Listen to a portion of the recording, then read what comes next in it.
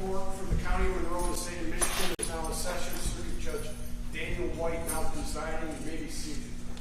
People of the State of Michigan versus Marshella Chidester. We're ready to proceed. We are. I think we have a stipulation on Exhibit 10, the defendant's interview, and so we'll enter that in front of the jury when they come in. All right. Sounds like one yesterday, if I may. It's several hours long, and I want to look at it overnight in court.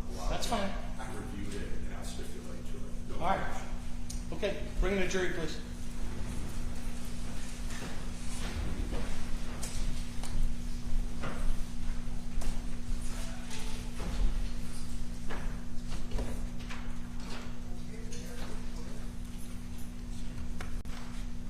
All cell phones off.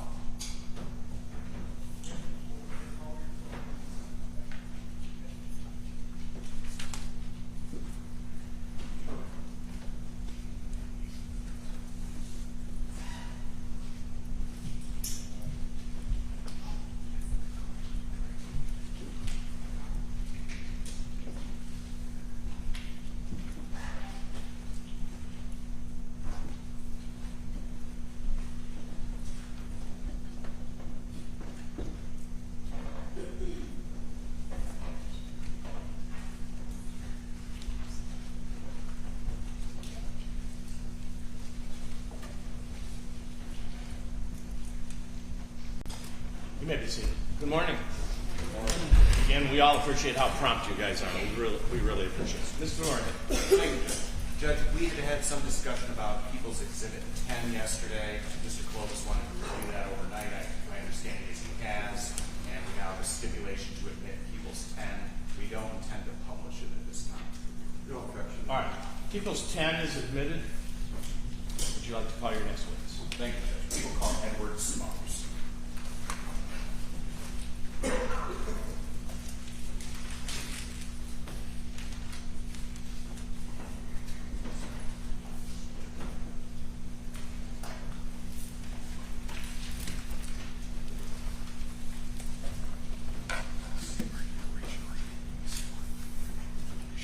Right hand. Do you solemnly swear or affirm that the testimony you are about to give in this matter before the court shall be the truth, the whole truth, and nothing but the truth, so help you God? I do. Sir, right this way. Watch your step. Make sure the chair doesn't roll off. So I know this is intimidating, and I can see that you're soft-spoken, so you just kind of have to lean into the microphone, okay? Yeah. Would you state your name, please? Edward Smothers. Would you like some water? No, I'm fine. All right. You're going to have to definitely scoot up closer to that. Go ahead. Thank you, Judge. Ed, how old are you? 14. Okay. Were you 14 on April 20th of last year? Yes. Okay. Do you remember on April 20th of last year going to a birthday party at the Swan Boat Club? Yes. Who did you go with? Mariah. Mariah Dodds? Yeah. Just All right. right into the mic, Ed.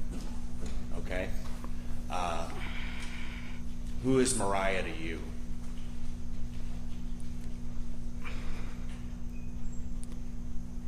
Is she related to you? Yes. How?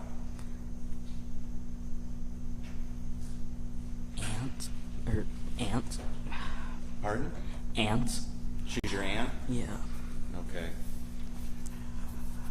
Do you remember being at the party? Yes. And what did you do while you were there?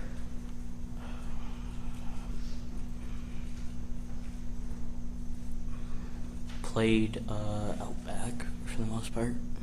Played some of the games and things? Yeah. Do you remember something happening that ended the party? Yes. What happened?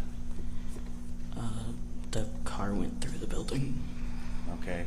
Where were you? Well, did you hear the crash? Yes. Do you remember it happening? Somewhat. Okay. Do you know where you were when you heard the crash? Not exactly. Were you in the main party room outside? In the main party room. Okay. Do you remember what you were doing when you heard it? No. Okay. After the crash, what's the first thing you remember? Just waking up on the floor. Okay. Were you in the same room In the walkway into the main party room. Is that where you were when you heard the crash? No. So you woke up in a different room from where you heard the crash? Kind of. I was more or less just in that walkway, sort of. Okay.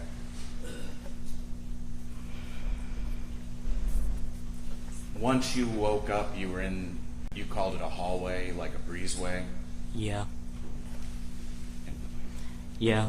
Okay. What were you doing what's the first thing you remember after you heard the crash? Just looking around. And how did you feel?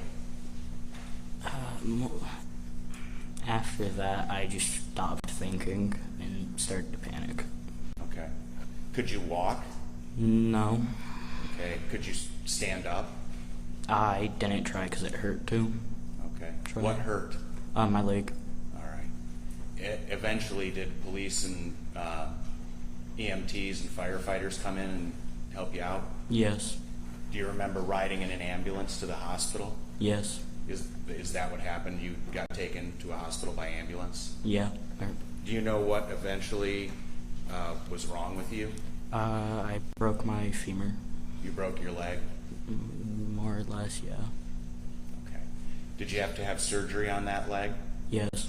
And were you on crutches afterward? Yes. Okay. I don't have any other questions for Mr. Smothers. I don't have any questions. All right, thank you. You may be excused. Next witness. Judge, people call retired Deputy John Creger. Do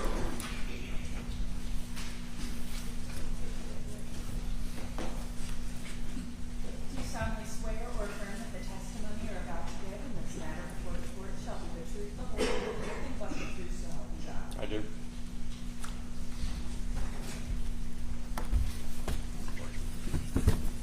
Would you state your name and spell your last name, please? Yes, sir. John Creger, Joncregar. Thank you, Judge. Deputy, back on April 22nd of 2024, who were you employed by? The Monroe County Sheriff's Office. And you've since retired? Yes. Congratulations. Thank you.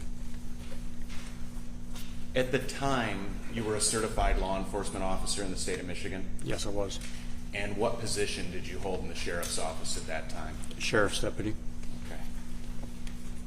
What was your assignment on April 22nd? April 22nd, I was assigned to the expediter position within the sheriff's office, taking reports over the phone. Okay.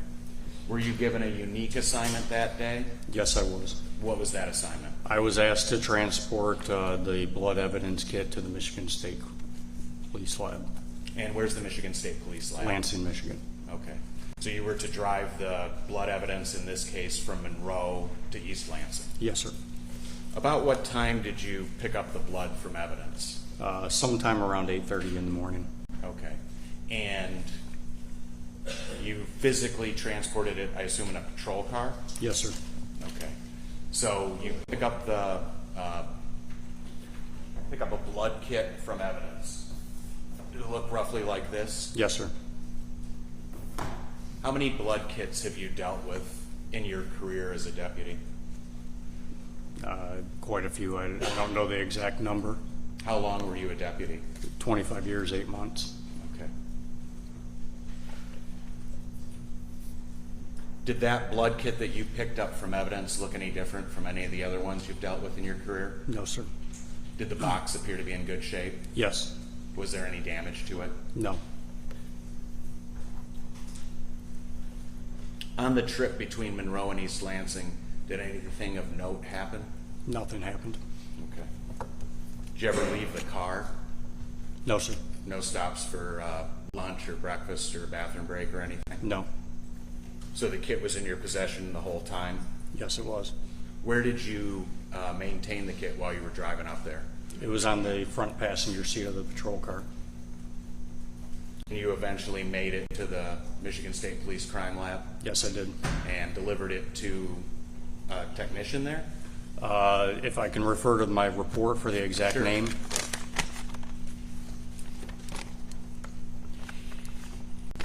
So I met with Lab Supervisor Samantha and Forensic Technician Kathy Hepner.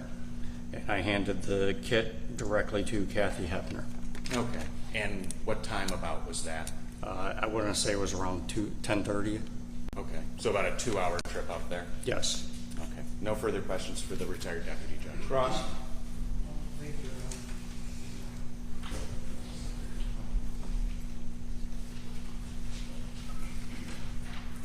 Congratulations on being retired.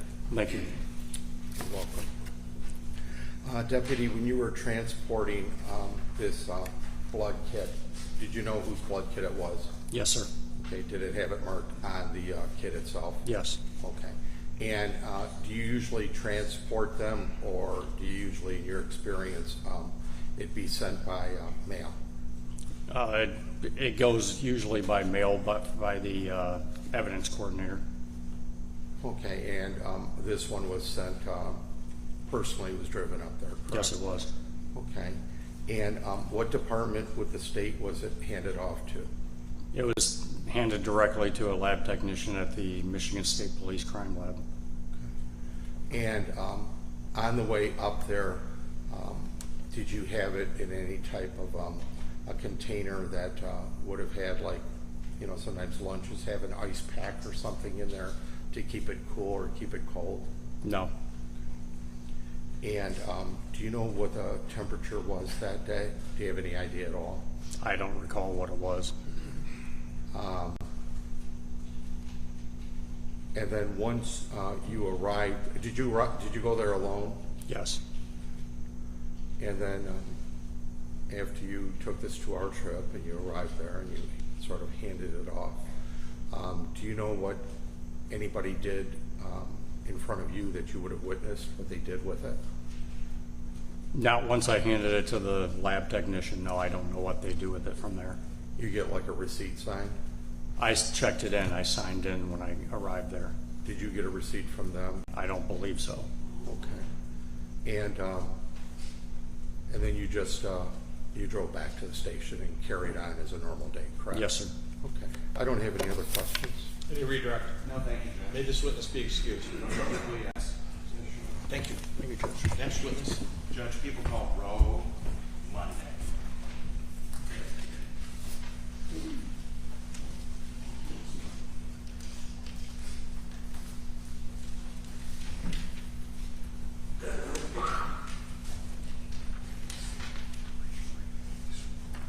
Do you solemnly swear or affirm that the testimony you're about to give in this matter before the court shall be the truth, the whole truth, and nothing but the truth, so help you God? Yes. Me? Watch your step. Make sure the chair doesn't walk. Okay.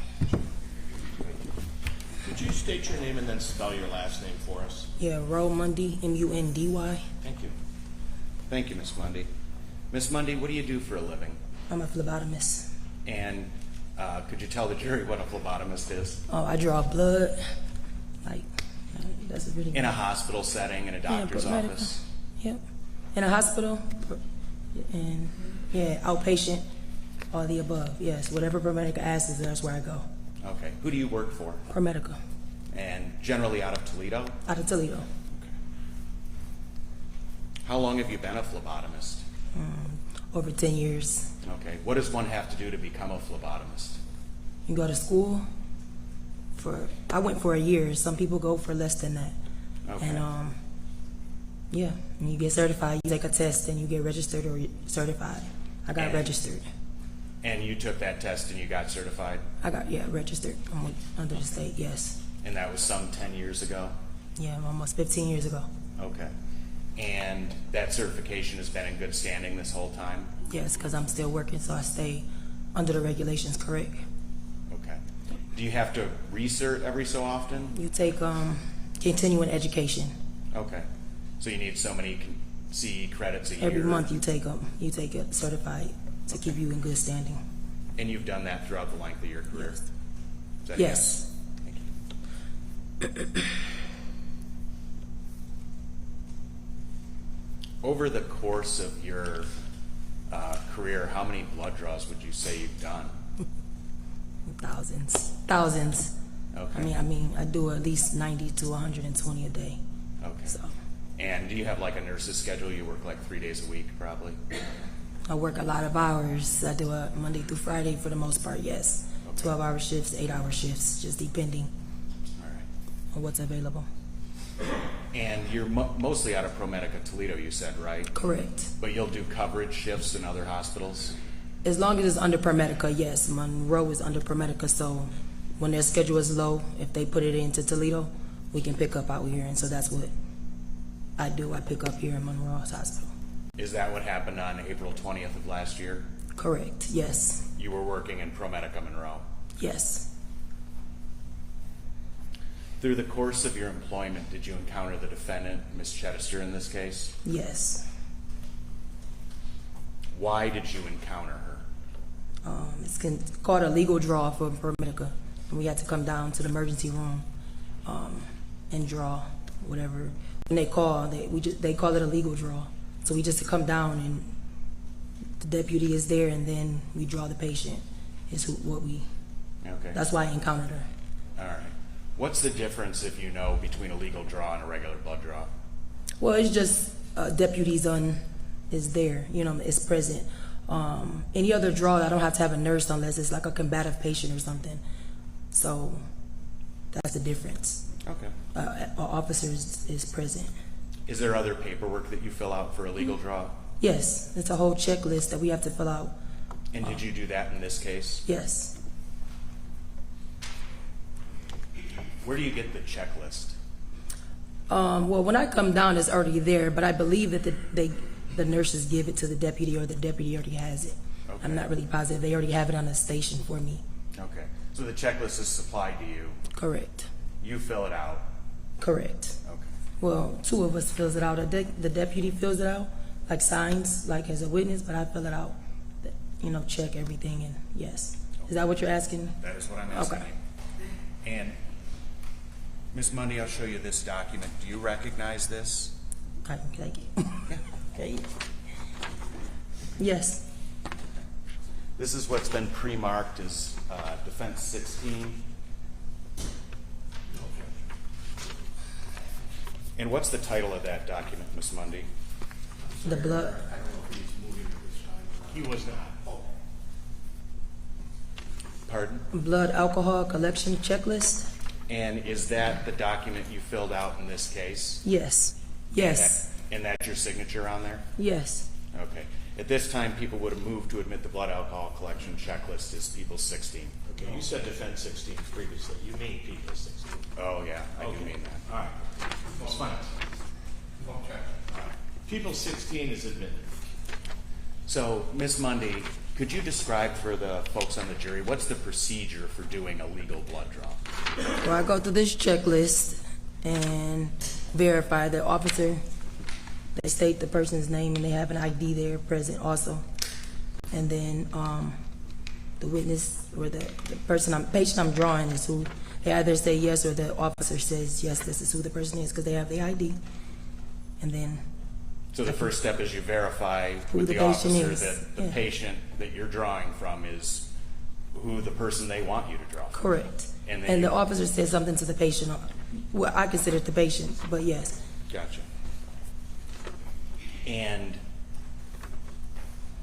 they identify the patient for you. You begin the process. What do you do then? I set up Okay. for my draw. Is that I don't Well, just through explain, my you know. checklist? Is that what you're asking? I mean, No, I'm sorry. Okay. I'm asking, specifically in this case, let's do it this way. Yes. Specifically in this case, did those things that you're describing happen? correct. Okay, so you came down to the emergency room, is that right? Correct. And there's a deputy there. Correct with the patient. A nurse is there. They don't stay, but the nurse is there also. Okay, Then they give me a kit, and it's a box kit. okay. And then I open the kit. There's tubes in it. Take them out. You got to label them, and then I draw the patient. Pull out my tourniquet, and I don't know if you want me to pull out all those steps, but yes. Okay. And all those steps, did those happen in this case? Yes. Okay.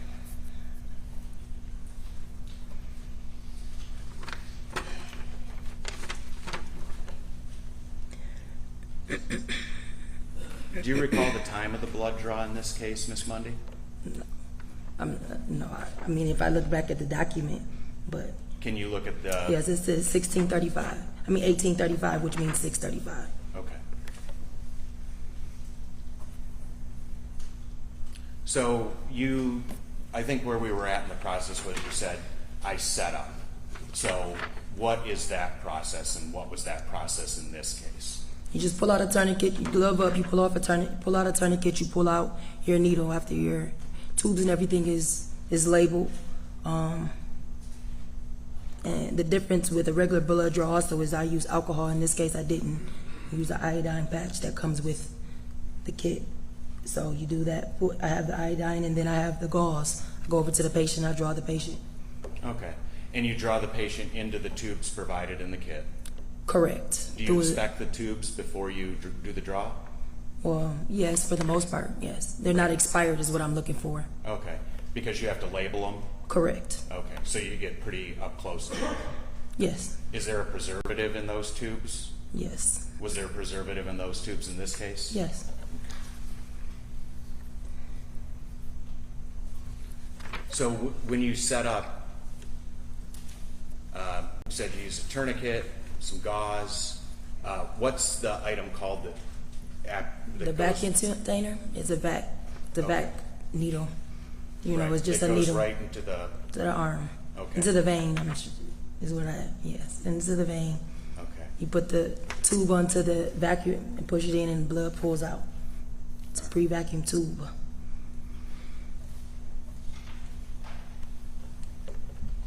That piece of equipment in this case, was that sterile? Yes, How comes do you out of a know? package.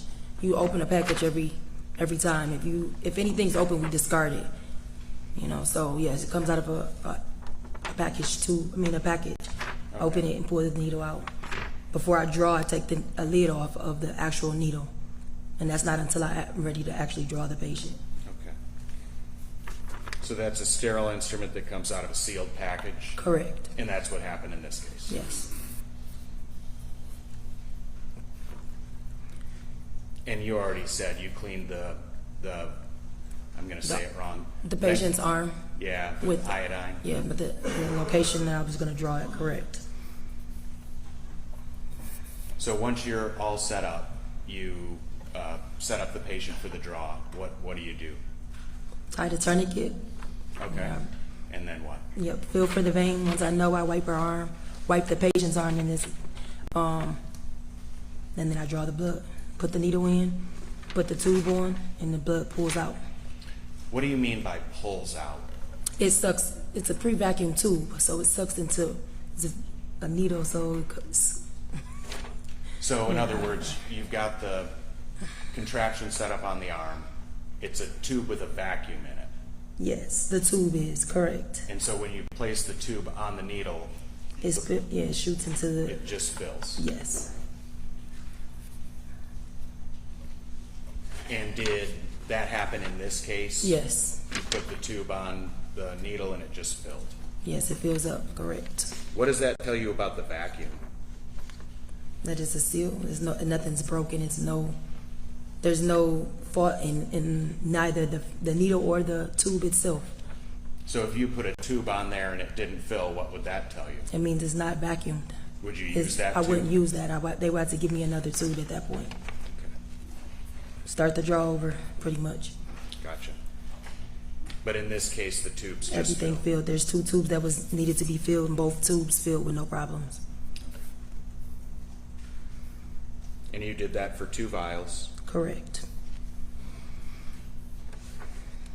And then you had testified earlier that there's a preservative in that tube. You saw it in this case. Correct. And what do you do to the tube in relation to the preservative once the blood is drawn? You invert a few times. Like, you don't sit there and do this. You just invert it, back and forth, so it all is mixed in. Okay. Did you do that in this case? Yes.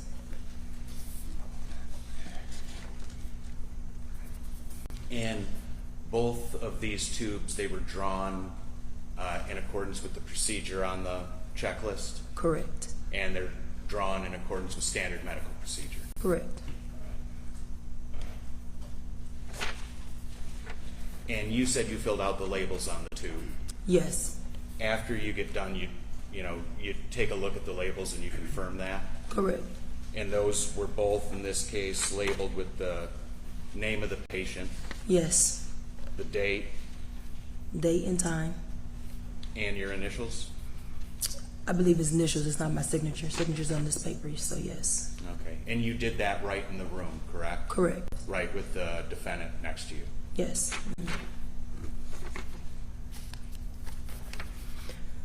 So you get called down to the ER. You don't work down there all day. No, Is there a physician in charge of the emergency room yes, at ProMedica Monroe? yes, And was there a physician in charge that day? yes. Once you've done the draw, you've inverted the tubes, you've labeled the vials, what do you do with them then? You put them back into when you pull them out of the box, there's this, compartments that you put them in so they don't crack to each other because they're glass tubes. Right. So I put them back in that, put them back in the box, and give them to the deputy. Well, actually, I don't put them in the box. I just put them, and they put it in. The deputy puts it in the box. Okay, that's generally Just to how you do verify everything is correct too. A second check, I guess. But yes, it. So I'm sorry, we were talking over each other. You give them back to the deputy, I think you said, so the deputy can verify everything's correct as correct. well? And is that what happened in this case? Yes. After you gave the vials back to the deputy, what did you do? I left. I go back to. That Yeah. concluded your contact with the defendant in this Correct. case? Yes. And you didn't have anything else to do with her? No. Haven't seen her since No. until today? Yes. Do you recognize the patient from that day here in the courtroom? I do. Yep. Okay. Did you point her out for the court? Yeah. Stipulate, Your Honor, as to the defendant, Ms. Marshella. How do you stipulate that this witness has identified the defendant? And I'll take that back from you, Ms. Mundy. Thank you. And Judge, I don't have any further questions for her. May I, Your Honor? Cross? Thank you. May I have that, exhibit? Thank you.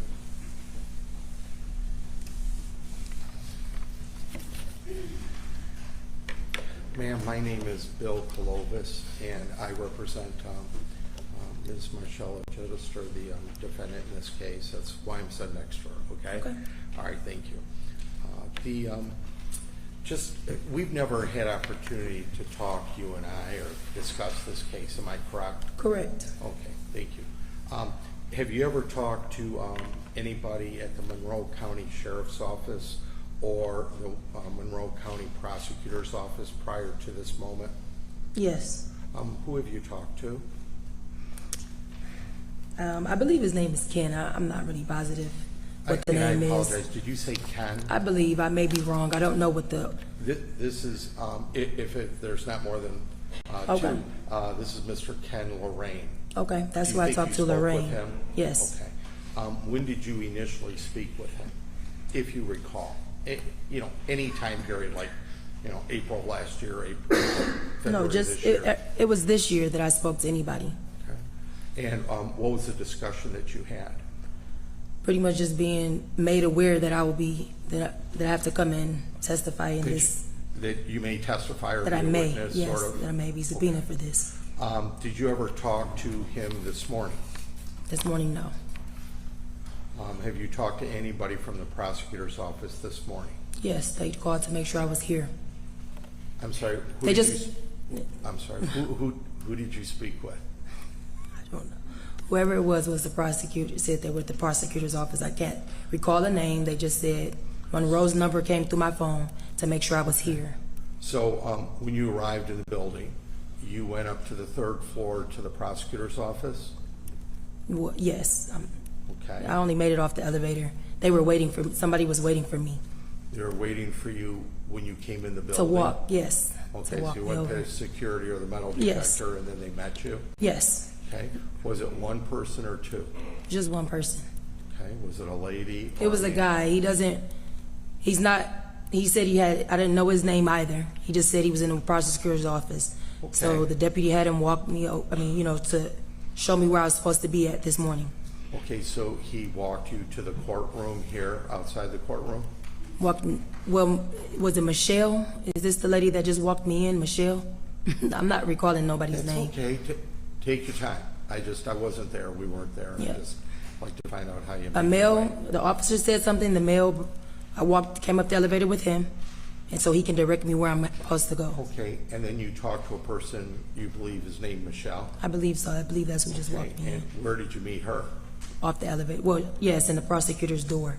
Like I didn't even walk through yet. Okay, by the prosecutor's office, did you say? I'm not familiar with none of y'all's building here, so I don't know where I just came into a hallway, so I can't be Okay. specific about that type of stuff. There's no test to Okay. be, I totally understand and empathy that. So you I met have. at doorways pretty much, so I don't know exactly where I was, so you're pinpointing that, I have no clue. All right, I just didn't know if you were in the hallway downstairs. On the or third whether- floor. Let's be careful, both of you, from talking over the other person. I'm sorry, Judge. So did you come up to the third floor and you met this lady? Yes, Okay. And did she bring you to the courtroom? yes, well, outside the courtroom, correct. Okay. Was anything discussed about the case? No, No? never spoke to anybody, no, nothing more. Okay, all right, thank you.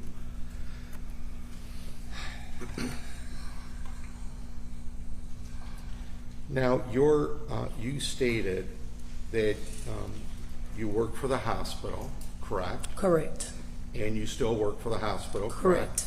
correct, correct. Okay. And then there's two types of blood draws. You said a regular blood draw, and then what is the other, a legal blood draw? It's called a legal blood draw. Okay. And you, in your profession, can do a legal blood draw, or at least the hospital wants you to do the legal blood draw, am I correct? Yes, I can do them, correct. Okay. And then do you do regular blood draws? Or do nurses do that? I'm going by my memory as to what you said earlier. Yeah, I draw the patients, the regular, only difference is regular is they're inpatient or outpatient, you know, or they're in the emergency room, or the difference here is that a deputy is present in the room. That's the only Okay. difference. They're all blood draws. I'm a little bit confused. I'll just ask you. When somebody gets brought in with a deputy or a legal blood draw, you handle those type when you're working? Correct. Okay. And if it's a person that's getting medical treatment, a nurse, registered nurse, whomever of a nurse, does those blood draws? Correct. Okay. And you're not a registered nurse? No. Or a nurse at all, correct? No. Okay. What does it take to become certified of your profession? You go to school. How long do you go to school? I went for a year. Other people can go less or longer, depending on. It's like full-time? Yes. Okay. And then do you get a degree or a certificate? I got registered. I got a certificate, and then I get registered with the state. Okay. Do you have a degree of any type? I mean, in other words, it's not like a 2-year degree or anything like that, right? No.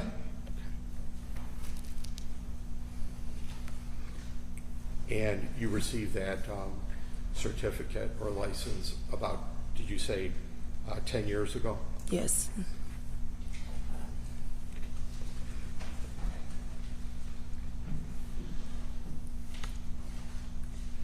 And have you worked in a hospital setting for the full 10 years? No. How long have you worked at your current hospital? Yeah, I've been with ProMedica for 10 years, correct, but I haven't been in a hospital setting the whole time. I still do outpatient, is what I'm saying. How long have you worked at your current hospital that you're at today? I'm going to say for the last 2 years. So about a year before this incident, correct? Correct. And do you work sort of a little bit hand in hand with nurses? Yes. And they've got the blood put away? They have blood for patients. Do you know where they keep that? No. You have no idea? I put it, no, we send it to processing. Okay, so when you want to give blood to a patient that needs it inpatient, I don't know give where the- blood to anybody. That's what I'm saying. Have you ever seen any nurses go get blood for somebody that's inpatient that needs blood? You've never I'm seen it not in 10 years? No.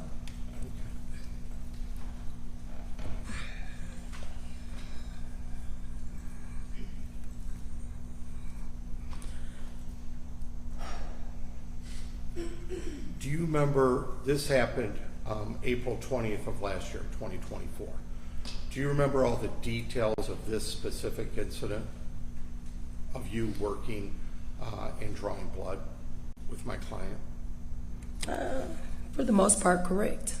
How many times do you think you've drawn blood in your profession since the 20th of April, 2024?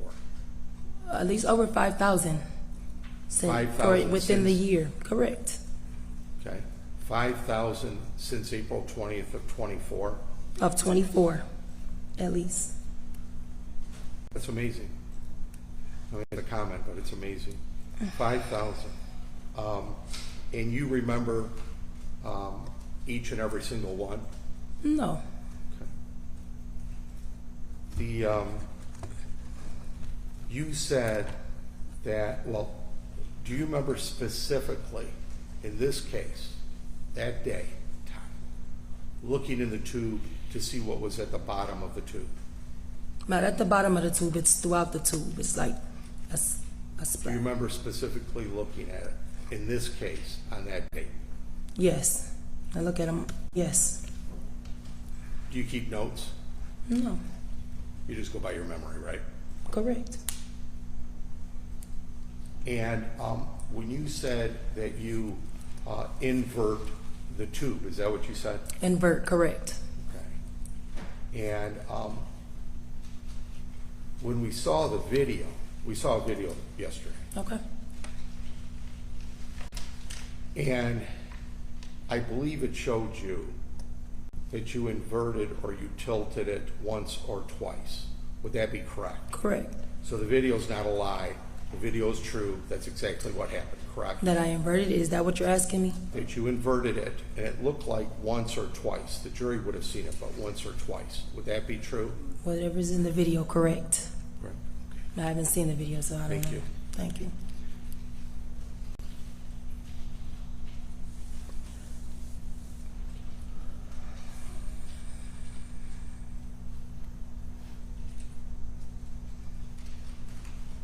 Why is it that you don't do blood draws for inpatient people?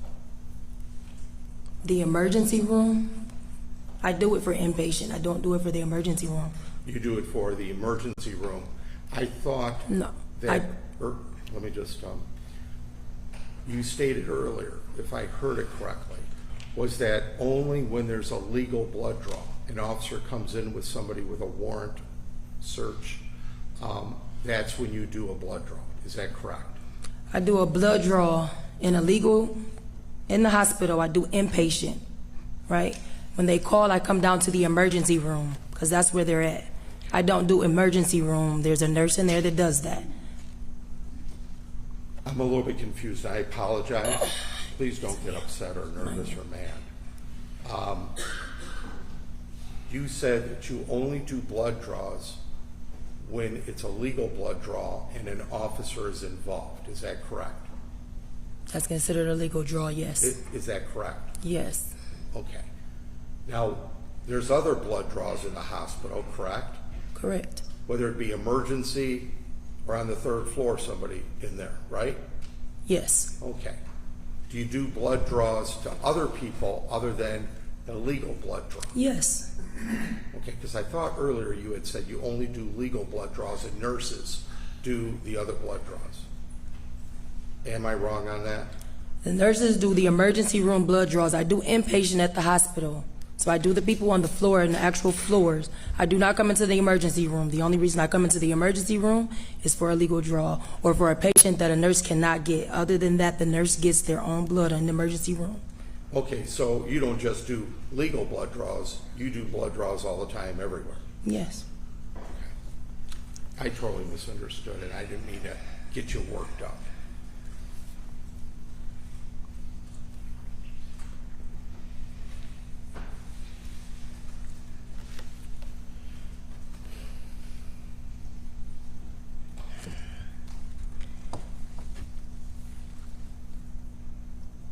Now, the prosecutor asked you, with regard to Exhibit 16, I'm going to approach, Your Honor, if I may. You may. Thank you. I'd like for you to look at that, please.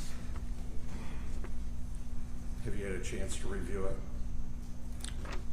I mean, are you gonna take it back from me and then ask me? Because I'm gonna, okay. If I may, with the judge's consent, please don't try to think what I'm gonna ask you or what I'm gonna do. I'm gonna be as fair as I can be on it. I'm not here to trick you whatsoever, okay? I just want to get a clear understanding of what took place because we weren't there. Does that sound fair? Okay. Okay, and let me walk back here so that you'll speak up a little louder because the microphones have to catch this and the court reporter has to. That's the only reason we keep sort of picking on you, saying you got to be loud or say yes or no or qualify your answer and not say Now, where on that sheet does it say that you are working under or performing this blood test under a doctor, a DO, or an MD? It's at the bottom after number 11. Okay, if you could speak up your voice, please, and could you read that sentence? It says, I certify that I performed the above procedure under the delegation is blank, and it says MDOD in accordance with the above as evidence as the initial placed injection, there too. Okay, thank you. And it's blank where it says that you're working under the authority of a physician or doctor, MD or DO. Am I correct? Correct. Now, before you sign that and the officer signs that, all of that is supposed to be filled in. Am I correct? You're not supposed to leave blanks, right? Well, yes. Okay. Because this isn't the only sheet. Yes. Because you're attesting to everything that's on there, correct? Correct. Okay. And you don't have a name of you working under the delegation of an MD or DO. Do you agree? I think that's crystal clear, correct? Correct. Your Honor, may I show this to the jury and they can No, have some we'll proof? give them everything when we're done. Okay, all right. May I at least show them like this? We'll give them everything when we're done. Okay. All right. What was we have no proof that there's a doctor that you were working on that date and time. Am I correct? Objection, Judge. She thank you. testified she was working under a doctor. I don't think Miss Mundy was a rogue phlebotomist in the hospital that day. She testified she's an employee. She was ordered Thank you. down to the ER. She said the ER is run by a physician. She's working under the supervision of that physician. Your I think Honor? Mr. Clovis's question mischaracterizes what Miss Mundy was doing that day. Your Honor, if I may reply. The law, as the court and the prosecutor has agreed to in prior motions, the law is crystal clear that for this to be right, she has to be working under the authority of an MD or a DO that's watching over her and delegated to her the power. And there's no name on here and it's blank. I think we've established that.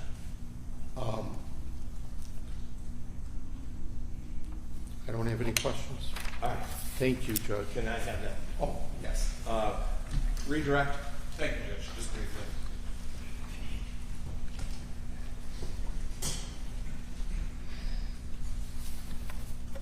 Good morning again, Miss Mundy. Good morning.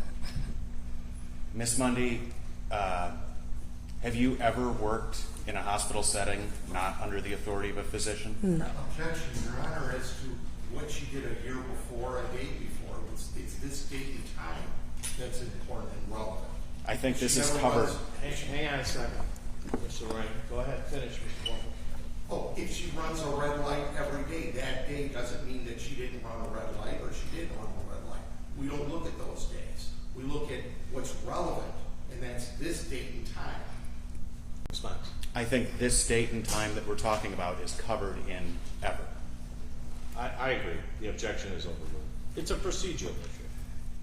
Go ahead. Miss Mundy, Yes. in your 10, 15 years of doing this, your thousands of blood draws, have you ever not worked under the authority of a physician? No. You've always worked under the authority of a physician. Correct. Were you working under the authority of a physician this day? Yes. Did you forget to write his name or her name on that blood collection checklist No, because I'm not sure who the MD or OD is in the ER? in the ER, Because you're called down. because from a I'm called different down floor. to that department. But do you know, in your personal knowledge, for a fact, that there is a MD or DO running the ER? That's running the yes, You know that as you sit here today? yes, Okay. Is that the only piece of paper that's filled out for the hospital? For a legal draw? yes, from my end of it, correct. Okay. But are there other documents that the hospital fills out? I'm gonna say yet, I really can't answer that, because I'm. Okay. Sorry. That's fair. That last part. It was kind of convoluted. I don't. May I stand a little bit closer? Sure. Thank you, Judge. Are there other documents that the hospital fills out as it pertains to a legal blood draw? Yes, Are there Yeah. other documents that you've seen deputies fill out as they pertain to legal blood draws? yes, when I leave am I able to Yes. elaborate? When I leave, they're still filling out paperwork. I don't know what that paperwork is, but there's still paperwork from being filled out, not for this specific, that, you know what I'm saying, it's not for the tubes or any of that, it's only for whatever on their end of it, correct? Gotcha. Do you know if any of those documents would contain the supervisor's name? Yes, I'm sure they would. Okay. Objection, Your Honor, he's getting a reopening is correct. The issue was the doctor and the signature or lack thereof. It's a proper question for redirect. The objection's overruled. And just one more issue, Ms. Mundy. Mr. Clovis asked you a couple times about inverting the tubes, 1 or 2 inversions.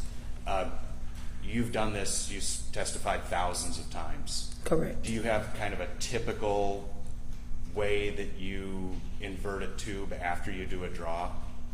Yeah, you just do this. Just like With that the hand tube? motion back and forth? Okay, no further questions. If I may, Your Honor. You may.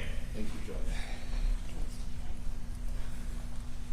Ma'am, just for the jury and the judge, you don't know who the DO or MD, if there was any, that you were delegated the power to do it on that date and time. I believe you said no, you don't know. Is that true still? I don't know the name, correct. Okay. And when the prosecutor just asked you about moving the test tubes after the blood is in or been put in, inverting, the video showed you did it once or twice, and you said already that's correct, the video. Is that right? Yes, Okay. Because Well, just Judge, I'll now, object to that because she said she didn't watch the I didn't see the video. So he's Hang on a second. You just are going to be quiet. So I don't think she can testify to what the video shows. I She think can what the testify video she said she did. All right. Go ahead. Judge, if I may, certainly the jury saw what took place. And that was my point. How many times it was inverted Okay. is up to the jury. She did not see the video. She does not know. I agree, Judge. All right. Thank you. All right. Nothing further. All right. May this witness be excused. From the people, yes. Thank you. You may. Next witness, please. Judge, people call Kathy Hepner.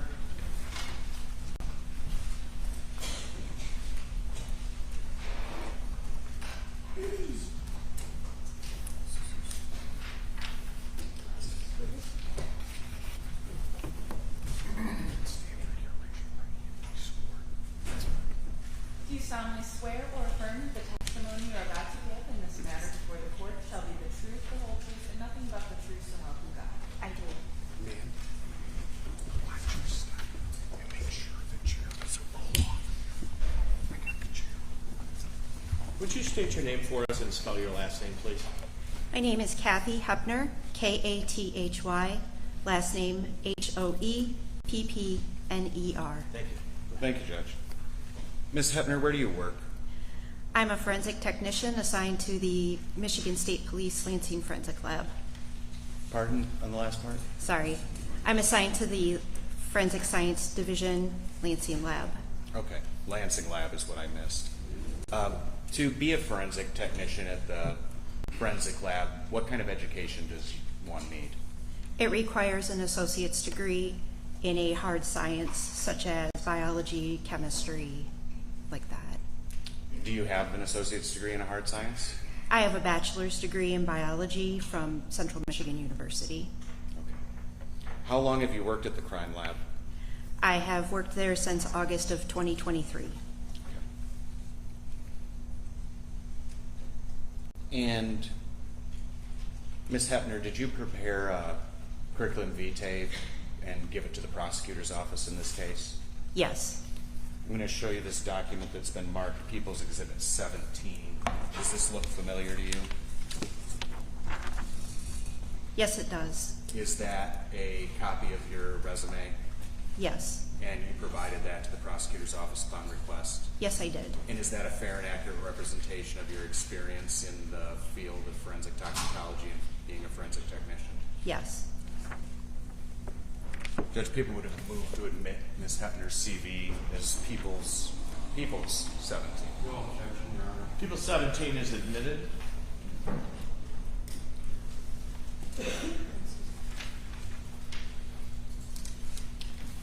So, Ms. Hepner, what does a forensic technician do?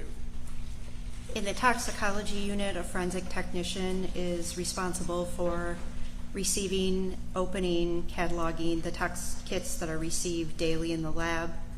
We also assist the scientists, perform ancillary duties such as preparing reagents, stocking supplies,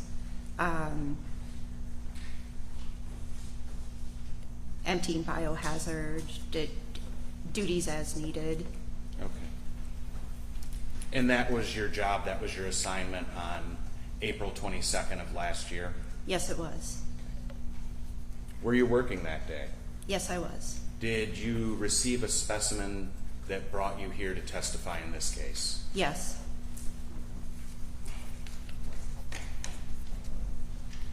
How was that? How did you go about receiving that specimen? That specimen was a personal delivery. Deputy Creger drove the specimen to the lab. When he arrived at the lab, the front desk staff notified the tox unit that he had arrived. Ms. Beaum and I went up to the front desk, and a hand-to-hand delivery was done directly from Deputy Creger to myself. Okay. Do you know about what time that delivery occurred? That was at 10:24 a.m. Is there a protocol in the forensic crime lab for the receipt and documentation of evidence? Yes, we have a standard operating procedure. It is TX-PM 1.4 that covers all aspects of receiving, cataloging, logging in, transferring evidence. So roughly, as it pertains to this case, what is that procedure? Or protocol, I should say. So as I stated before, a direct hand-to-hand transfer was done. I then took the sample into the lab where I opened it, looked at the contents, cataloged the information, and then once I was done with all of those steps, Ms. Faust was already in the lab, so I then walked it directly over to her, and another direct hand-to-hand transfer was done at 10:39 a.m. Okay. Could you, just for specificity, clarify for the jury, what does catalog mean?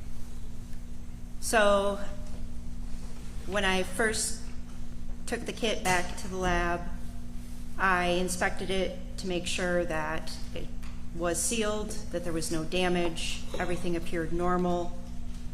I opened the kit, I inspected the contents. The information that was included in the kit was entered into the laboratory information management system, which we call Forensic Advantage.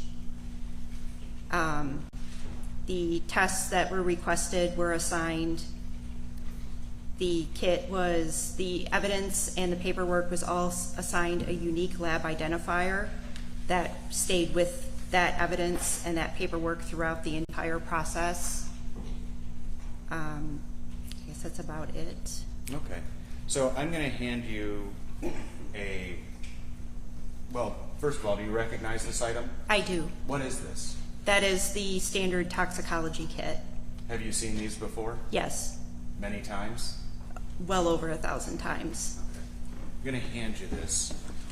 It has its kit seal in place, but that's been cut so that you can open it. So Yes. you received a kit like that, pretty much in that condition. Yes, And you inspect the box first, I assume, yes, and you open the seal. yes. And then what do you do? So I open the kit. Inside, there's some informational slips of paper. Typically, there are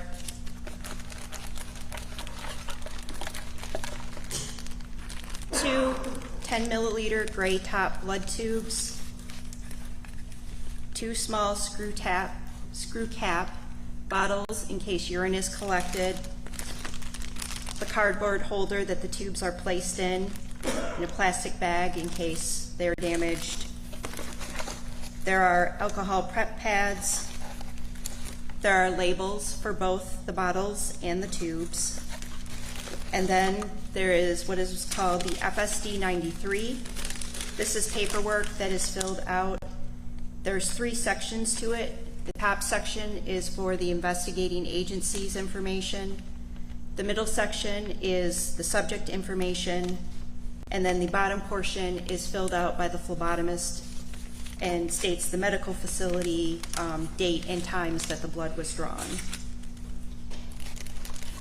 In this case, because it was a hand-to-hand delivery, there was also what is called an FS-17, which is a small pink slip of paper, and that is filled out by the deputy, and that states the date and time that it was delivered. So that pink piece of paper, that's not in the kit. No, that is That's filled separate. out by the deputy delivering it. Yes. Okay. So the way this kit is packaged, aside from some of the superfluous stuff, the urine containers and things like that, is that roughly what the kit looked like in this case? Yes. And did it have an FSD 93 with it?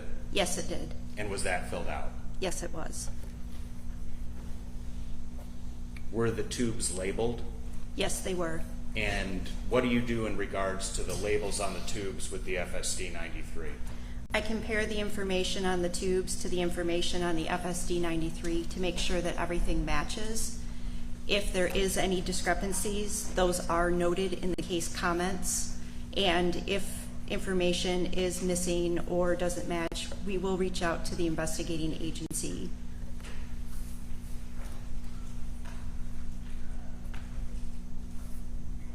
So when you opened this kit, was there anything of note about the condition of the items in the kit? No, no incongruities were noted. Everything appeared to be normal. No blood had leaked, the tubes were intact. Yes. And I think you already testified to this, but just to clarify, were the tubes labeled properly? Yes, they were.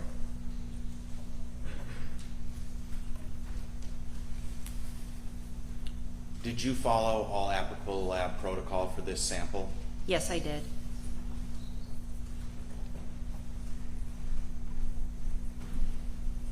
Is there a way to determine, when a kit comes into the lab, is there a way to determine whether it's been tampered with since the blood was, between when the lab receives it and when the blood is drawn? Yes. Once the blood is collected,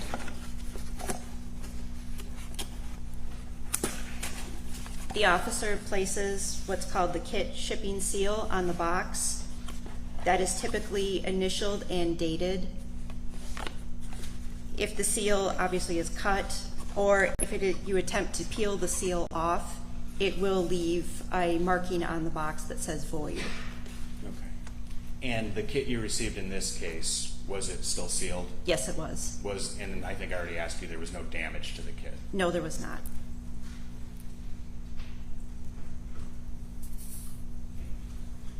And all the information that you cataloged, the labeling, the paperwork, that all indicated that this was a sample of the defendant, in this case's blood? The information on the FSD 93 matched what was on the blood tubes. Okay. And do you recall, for this case, whose name was on that information? Yes, I do. And whose name was that? Marshella Chidester. Okay. And you documented everything regarding the lab's intake of this sample? Yes, I did. And then once you completed your intake and your cataloging, you personally handed it off to Tabitha Faust? Yes, I did. After you handed it off to Ms. Faust, did you have any further contact with the sample? No, I did not. Okay. I can take that stuff back for you, make it a little more comfortable with that. Thank you. No further questions for this witness, Judge?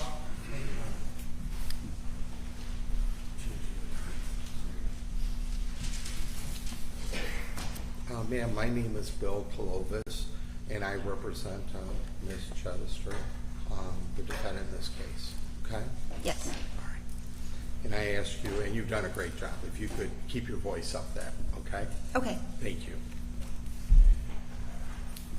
You at the time that you took a handoff or took this from the police officer and took custody of it, you had been working for the state of Michigan at that division for about 6-8 months? Correct. Okay. And where did you work prior to that? Sparrow Hospital in Lansing, Michigan. And after the form was filled out, when this was handed off to you, this kit, you gave it to, who did you give it to? Once I was done logging in the kit, I did a hand-to-hand transfer with forensic scientist Tabitha Faust. Okay. And then did you see what she did with it? No, that was the end of my contact with the kit. Do you, is that solely your position back on the 20th of April last year, is to do these handoffs or receive things and hand them off to toxicologists? Yes. Do you work like a reception area, is it? Or? At the time, no, I was part of the toxicology unit. Okay, all right. And your sole position back then last year was to receive documents and then give them to a toxicologist, correct? It was to receive toxicology kits that were submitted by law enforcement agencies. And do what with them? Open them, log in the information, and then typically samples would be put into storage. However, because this case was expedited, this was a direct hand-to-hand transfer. Okay. And when you say when things are put into storage, what is storage? It is a refrigerated, a walk-in refrigeration unit that is monitored daily. Okay. And is it important that it gets monitored daily? Yes. It's a walk-in refrigeration unit? Yes. And do you know why these specimens are kept in a walk-in refrigeration unit? Not exactly. You have no idea? I can't answer to that. And I appreciate that. Thank you. I don't have any other questions. Any redirect? No, thank you, Judge. May this witness be excused. She may. Thank you very much. Do you solemnly swear or affirm that the testimony you're about to give in this matter before the court shall be the truth, the whole truth, and nothing but the truth, so help you God? I do. Ma'am?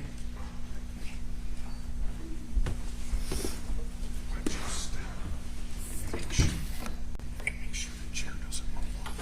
Yeah, we got it.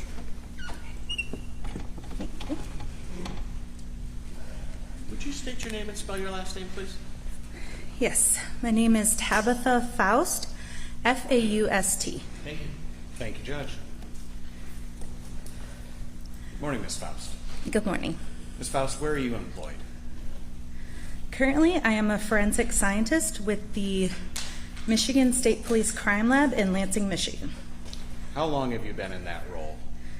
I've been a scientist since December of 2021. And how long have you worked at the Michigan State Police Crime Lab overall?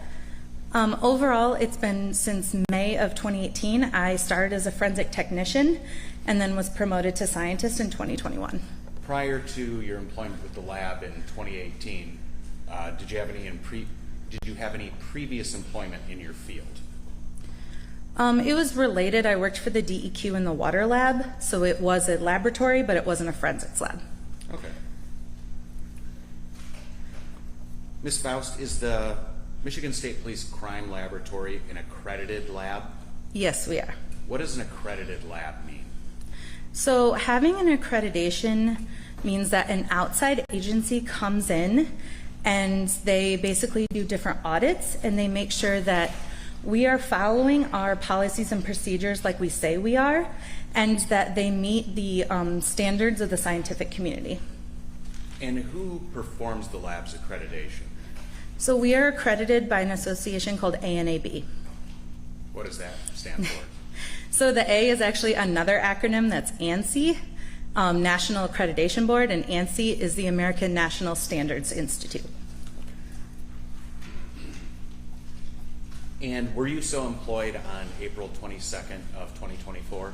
Yes, I was. And was the lab's accreditation current at that time? Yes. Ms. Faust, what education did you have to obtain to hold your current position? So I have a bachelor's in biochemistry from Eastern Michigan University. Beyond your bachelor's degree, did you have to receive any training to hold your position? Yes, the Michigan State Police Toxicology Unit does a module-based training. So what that is if you want to get certified in alcohol analysis, you have to complete the alcohol analysis module. And that entails watching a competent scientist do the analysis, practicing doing repeats. And so what we would do is we would reanalyze samples that were already analyzed to make sure the results matched. And for alcohols, it's about 200 repeats. And then we have to pass an oral, an actual a competency test, like the actual analysis, and then we have to do a written competency test. And about how long does that take? It depends on the scientist and the workload, and like for me, I was also still doing some of my technician duties, so I think for my scientist training, it took a couple months. Okay. And all those tests, the competency test, the practical, the oral, the written, you were able to pass all those? Yes. Do you continue to receive training to hold your position? Yes, we're required to get continuing education credits as a scientist. I have to get 7 every 2 years, and that involves going to society meetings. Like, for example, last October, I went to the Society of Forensic Toxicologists meeting in St. Louis. So that's a week-long conference where I went to different lectures and saw different research in the field. So we're required to do that. We're required to read articles. We also have to attend the Borkenstein class for both alcohol and drugs. And how often do you have to attend that class? It's required only once, but we are encouraged, if we are interested in going again to get a refresher, the state will allow us to do that. Have you attended that at least once? Yes, I've attended both the alcohol and the drug workshop once. Other than what you already mentioned about your training to become a forensic toxicologist, do you receive any specialized training to analyze for the presence of alcohol in blood? Yes, as I said, there's an alcohol module for testing samples, and I completed that. And could you is that the training you already described? Yes, it is.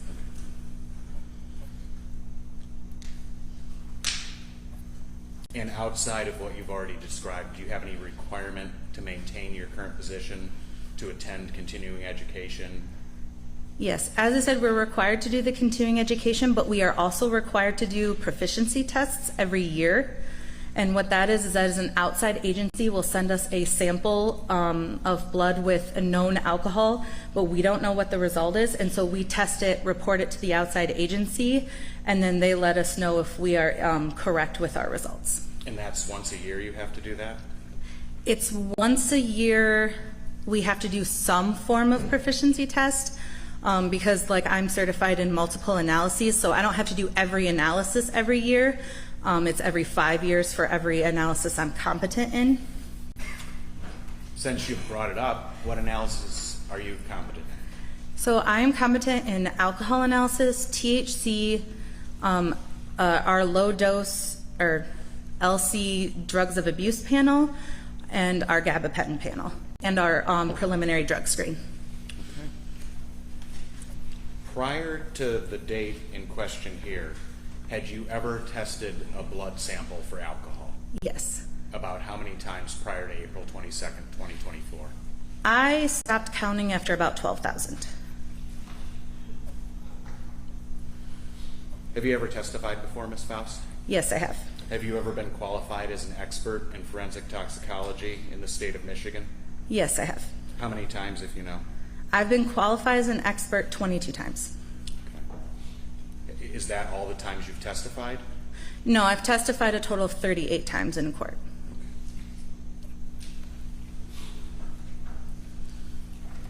Ms. Faust, I'm going to show you what's been previously marked People's Exhibit 19. Do you recognize this document?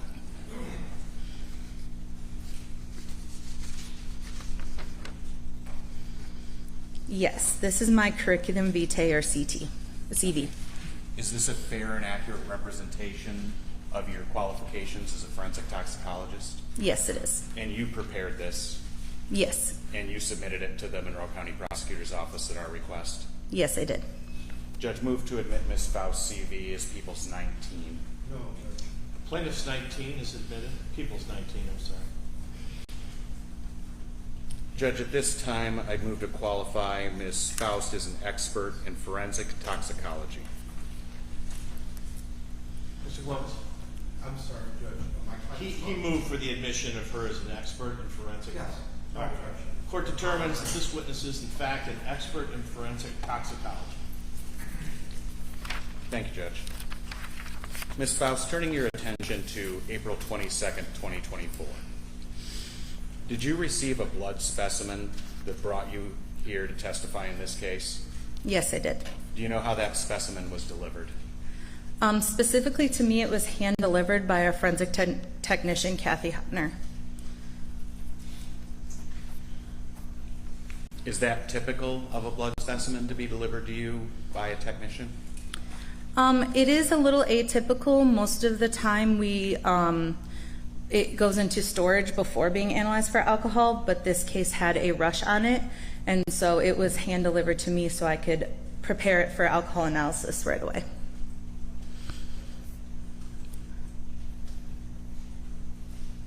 And what was the nature of the specimen you received in this case? Can you clarify? What physically did you get? Yes. So I received 2 gray top tubes with about approximately 9 milliliters of blood in each. Okay. Were those tubes labeled? Yes, they were. And do you recall what name was on the labels? Yes, it was a Marshella Chidester.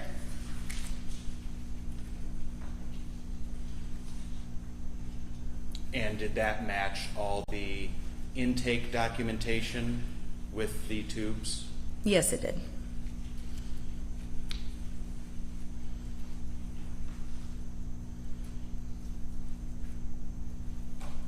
So after you received the sample from the technician, you ascertained that it was properly labeled and documented? Yes, as part of our alcohol analysis, we will check all the evidence in a case that we receive against with the information in our system. That way we make sure it's accurate and we're testing the correct samples. Once you did all that, what did you do in this case? So in this case, after the tube check, I prepared the sample for alcohol analysis. And so to prepare a sample for analysis for alcohol, we take a small bit of blood out of the tube, about 50 microliters. We then mix it with an internal standard. We do this 2 separate times. So I will take 2 bits of blood out of the tube and put it into 2 separate vials. Those are then run on 2 different instruments. So we actually analyze all the blood samples 2 different times.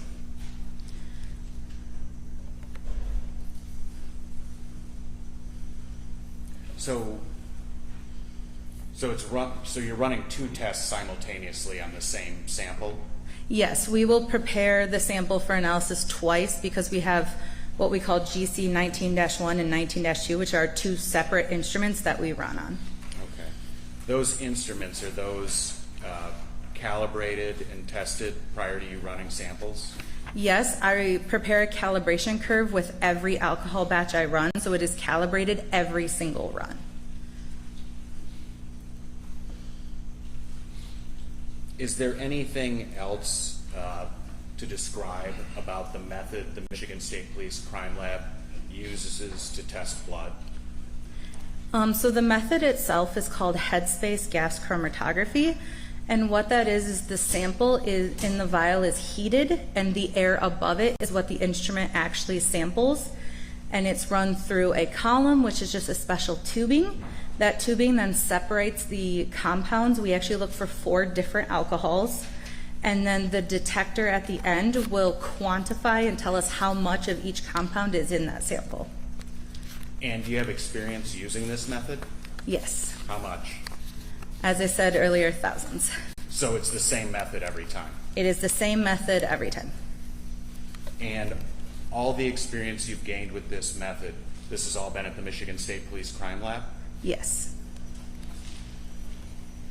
Does the lab have protocols in place for this method? Yes, we do.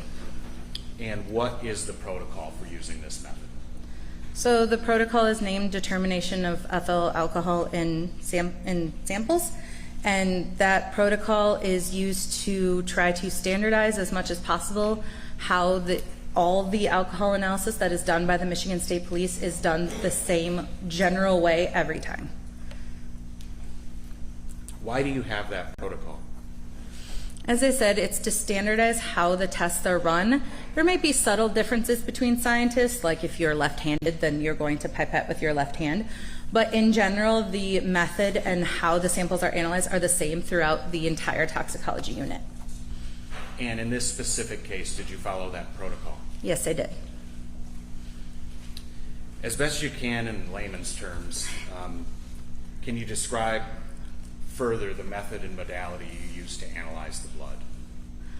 So as I said earlier, it's headspace gas chromatography. So the vial is heated, the air above it is sampled.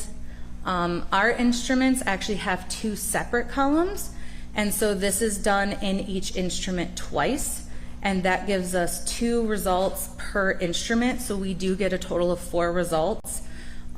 We analyze for not only ethanol, we also include acetone, isopropanol, and I am blanking on the last one.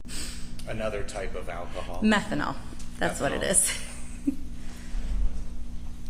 And you performed that analysis on the sample in this case? Yes, I did. Do you know when you performed it? So I don't know exactly when I prepared the sample because the system that I use is I sit down and I prepare all of the quality control samples and the casework samples, so it's a total of 89, give or take depending on if there's extra or repeats. And I will prepare those all at the same time, and then I will place them on the instrument and then run the instrument. So I don't know exactly when I would have pipetted it. I do know when the sample was run through the instrument because the instrument will track that, and that was at 21:19. For those of us not familiar with military time? I'm not very familiar with the year. I think that's 9:19, I think. 9:19 p.m.? Yes. You folks work that late? No, so our instrument, the runtime for a standard alcohol batch is a little over 7 hours. And so because it takes us time to prepare the samples and then run them on the instrument, most of the time what we do is we'll start the instrument, it will run overnight, and we will go back the next day, collect the data, process the data, and then write our reports. Okay. And that's what happened in this case? Yes. So you can't say for sure when you actually prepared the sample and put it in the machine that tests it. No, because as I said, I prepare them all. I will just sit in front of our fume hood where we do all our sample prep, and I will just pipette one at a time and just keep going through the 70 until I'm done. So I don't keep track of what time I prepare each sample. So what are the steps in preparing a sample? So we use what's called a pipetter diluter to prepare the sample. And what that does, the best visualization is it kind of looks like a coffee stirrer straw. So it's a thin straw, and we use that to draw up the amount of blood we need from each tube. And then as it dispenses into the vial for the instrument, it also dispenses not only the blood, but the internal standard that we use. And you use a separate straw for each sample? We don't. I rinse it in between, and I also wipe it off with a specialized cloth that is designed for blood, so that way it's clean in between each sample. So you described it as a straw, but this is a instrument made out of something other than plastic? Yes, the whole instrument there's metal, it's got like a handle on it with a button, and that's how I draw up and dispense the sample. But it's just the easier to visualize, that's what I use. Okay. Are there procedures in place at the lab to verify the accuracy of your analysis? Yes, we have a lot of quality control. One thing is the calibration curve, like I spoke of earlier, and that is we pipette a known amount of alcohol in different vials that we analyze, and that kind of tells the instrument, okay, a 0.10 alcohol looks like this. And so that's how we calibrate the instrument. We also run known control samples, and what those are known values that we intersperse in between casework to make sure that, okay, if this is supposed to be a 0.3 alcohol, that it comes out to a 0.3. And so that makes sure the instrument is continuing to work throughout the entire run. We also have, as I mentioned, the internal standard. So that is a kind of alcohol that typically is not found in a human body. And we monitor the amount of that throughout the entire run to make sure there is a proper amount and that it doesn't stray with, it doesn't get out of range, because that shows that there was an issue with that sample. And we also have peer reviews. So a supervisor will review my control pack, so make sure that everything is in range. And then even the data for individual cases is reviewed by other scientists before the report is released. All of those quality controls that you just stated, were those all done in this case before you issued a report? Yes. These methods that you've been talking about, are these all accepted by the scientific community at large? Yes, they are. And if they weren't, you probably wouldn't have a lab accreditation, right? It would be difficult, yes. Were you able to obtain a result for the blood alcohol concentration from the sample obtained from the defendant in this case? Yes, I was. Did you prepare a report regarding that result? Yes, I did. If I could just show you this document, Ms. Faust, just take a look at it to see if you recognize it. This has been pre-marked People's 20. Do you recognize that document? Yes, so this is the report I prepared for the alcohol analysis of TX24-5842. And that is the lab case number, for lack of a better term, associated with the defendant in this case? Yes, we assign an independent lab number to all of our cases. And you dated that lab report? Yes, the report was completed on April 23rd. And you signed it at the bottom? Yes. Is there a scientific degree of certainty that the MSP Crime Lab places on the results in issued reports like this one? Yes, we have a measurement of uncertainty that we include with all of our alcohol results. And does this report meet that degree of scientific certainty? Yes, it does. People move to admit People's 20. May I just take a look at what 20 is going to be up like in it's not? Sure. Thank you, Judge.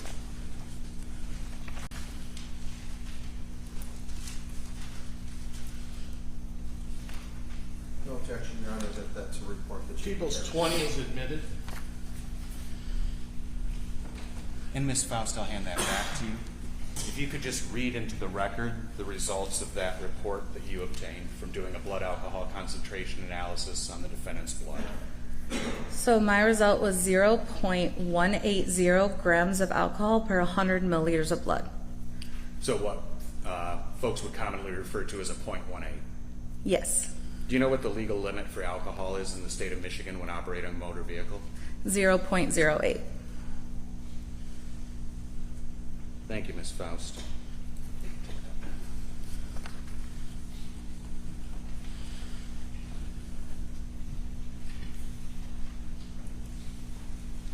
Ms. Faust, are you familiar with the term elimination rate as it pertains to alcohol in a person's body?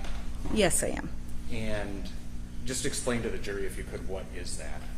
So the elimination rate is the rate in which your body can get rid of alcohol, because ethanol is something that the body doesn't actually like, so it tries to get rid of it, and there is average elimination rates for both males and females. And what? Maybe you have a sidebar, please. Sure.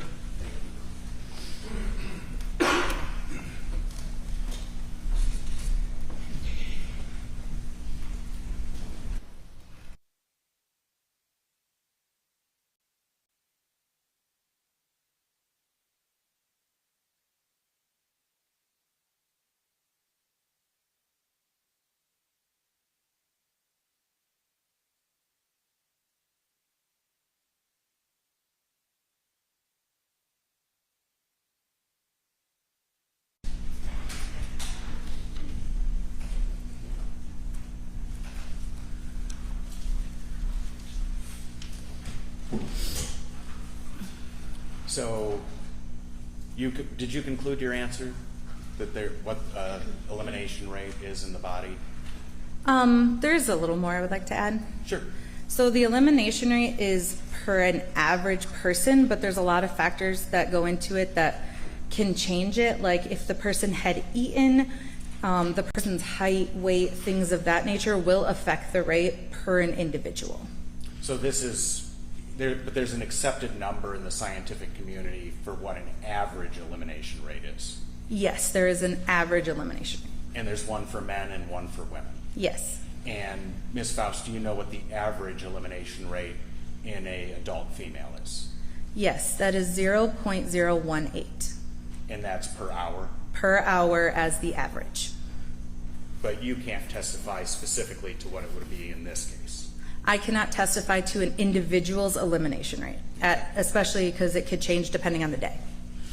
All right. No further questions for this witness, Judge. Cross.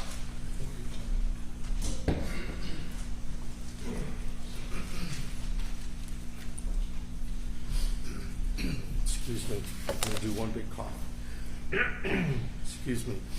My name is Bill Kalovis, and I represent the defendant, Marshella Chidester, that you've been talking about, or the results. Okay? Okay.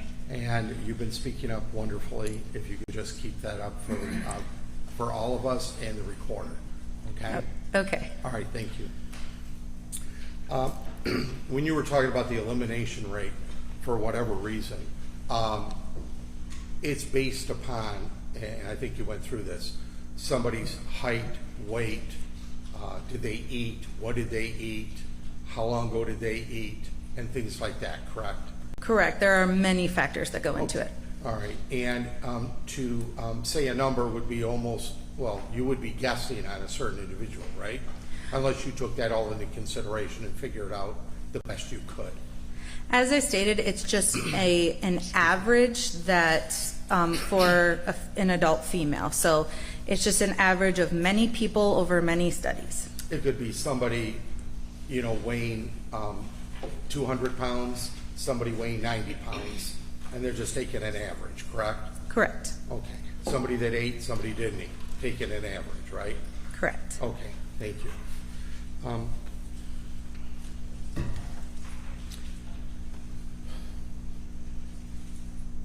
When you did this testing, and you have these, are they called columns? When you do the testing, are they columns that it just measures different gases and the level of the gases, and then you can come up with, you know, whatever the 90 tests or 30 tests are that come back? So the columns in the instrument that's what the sample goes through, and that separates out the volatile compounds, so then we can individually quantify all 4 that we're looking for. Okay, and I've seen some records, and that's, you know, sometimes a little bit of knowledge is bad rather than a lot of knowledge. When you put this sample in, such as in this case, do you heat it up or no? So the instrument will automatically do that. The auto sampler takes the vial into the instrument. It's then put in a heater shaker that agitates it and heats it up. And then the instrument takes the air sample above the blood, and that's what gets analyzed. Okay. I didn't do well in science or chemistry in school. That's why I'm doing what I'm doing today. So just be patient with me. When it's heated up automatically, or however this instrument works, the gases go up, and as it's collected at different levels, then that's the different gas it is and how strong it is or how concentrated, or am I wrong? So the air sample above, because it's being agitated, is very, everything's mixed together evenly. It's when it goes through the column that because all these compounds weigh different things, and they have a different likeness for that special tubing I was talking about, and so they tend to go through the detector at different times.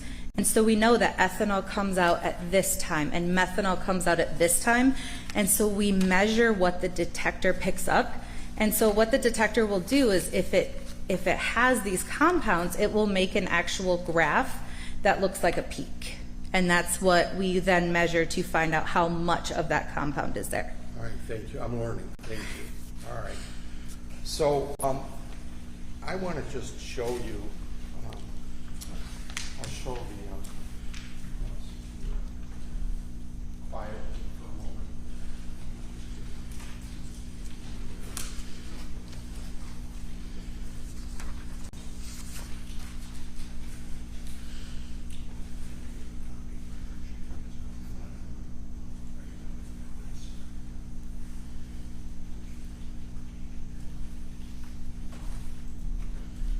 Ma'am, may I approach the witness? Yes. Sure. Thank you. I was given this. Prosecutor has a copy. Please disregard where I wrote state police in yellow highlighted. That's just I did it for myself. But what it shows, and if you have a copy of this, is what. All right. Oh, you got a nice little booklet. All right. Is this an exhibit? No, it's not an exhibit Not yet. marked. It's not. No, it's not yet. So what is the title of this so that we can identify it for the record? What would you call this that it has? So those are the chromatograms from the instruments. Chromatograms. Okay. I'm learning, Judge. All right. Chromatograms. All right. What?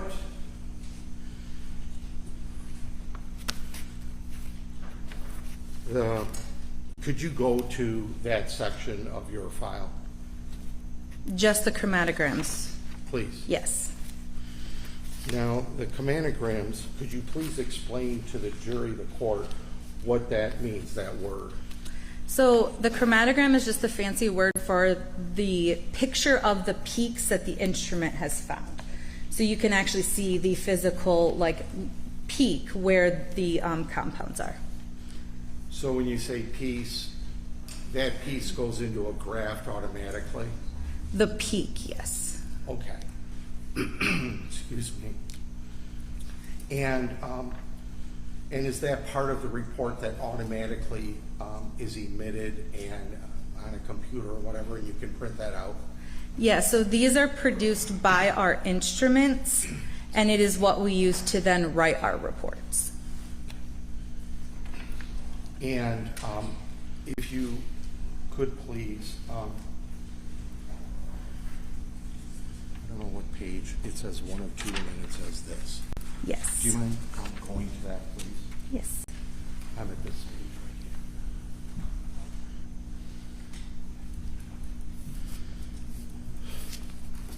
here. Now, these are the compounds that are emitted in the columns. Is that correct? So these are the readings from the detector after the column has separated the sample into its different compounds. So the column gets heated automatically, and when it's heated, compounds come up, and then they get emitted, and then they're put eventually into a graph. Am I correct? Yeah, so the graph is just a picture representation of what the detector picked up after the column has separated the sample into its different components. And that's automatically done, correct? Yes, that is done by the instrument and the processing software that we use. And through the software and the instrument, these graphs are determined, correct? Yes, they are produced by the instrument. We do process the data and make sure that everything worked correctly and that the processing method did what it was supposed to do. And what you do is, because it takes so long for the instrument to do this, sometimes you'll set it up and it takes overnight for it to run all these compound tests or whatever whatever it's called that it does. Yes, it takes time to run each sample, and as I said, we have about 89 plus or minus samples per run. And I might have not caught that. How many different compounds are typically tested? Let's say how many different compounds in this test of Ms. Chidester was emitted or in a graft? Or Are you asking how many compounds were found in this specific sample, or how many do we look for? in this how many do you look for? So we look for a total of 4 different alcohols. 4 different alcohols? Yes, so an alcohol is just a type of compound in chemistry. So ethanol is your typical beverage alcohol. Methanol, acetone, as some people know as nail polish remover, and then isopropanol, you use to disinfect like a cut. And are there other things that you're checking for in addition to those 4 types? The only other thing we're looking for is N-propanol, which is our internal standard, and we expect that to be in every sample. And you said there's 4 different types of alcohol. I wasn't writing it down. What is one of them? Can you name one? Ethanol. Okay, and is that okay to be in your system, ethanol? I mean, that could be debatable depending on some people, but that is the beverage alcohol is ethanol. Okay, and what's the next one with methanol? Methanol is another alcohol we look for. And is that okay for your system, or is that poisonous, or how is that? Methanol is usually not okay for your system. It can cause blindness. I only know of there's very few cases where we actually see that. And N-propanol. That is the internal standard that should never be ingested by a person, and I think maybe 2 cases I know of since I've been there that we've actually found it. So that is the internal standard we use to check to make sure the instrument is running correctly. Martin, then you're going to have to help me out. Isopropanol. So isopropanol, you can buy it in a drugstore. It's used as a disinfectant. And acetone? Yes, acetone is a nail polish remover, or sometimes you may find in a diabetic, especially if they're having issues. So that is why we look for that one. And is it just, is acetone, I'm just trying to understand a little bit more. Is that good to be in your system, acetone? I don't believe it's ideal. I don't think it's necessarily poisonous at low or trace levels, but it's not ideal. Can it have effects depending on the amount of duration and exposure? I would imagine so, yes. Is it sometimes concentrated amount used as a solvent? Yes. Used in industries? Yes. As a solvent?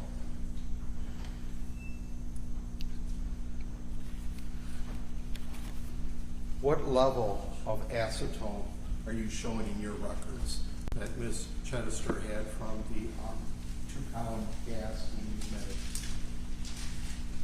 So let me check my notes.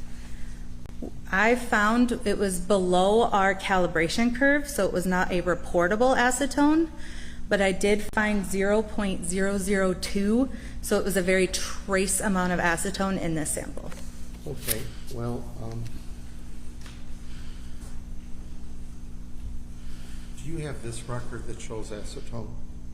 Yes, I do. So that is a picture of the acetone peak blown up, so you can see details of the peak more, but the measurement is on page 1, and that's where it shows that it is a very small amount. What number is down below when the peak started? So those numbers are actually time. Okay, and then the number up on top of the peak.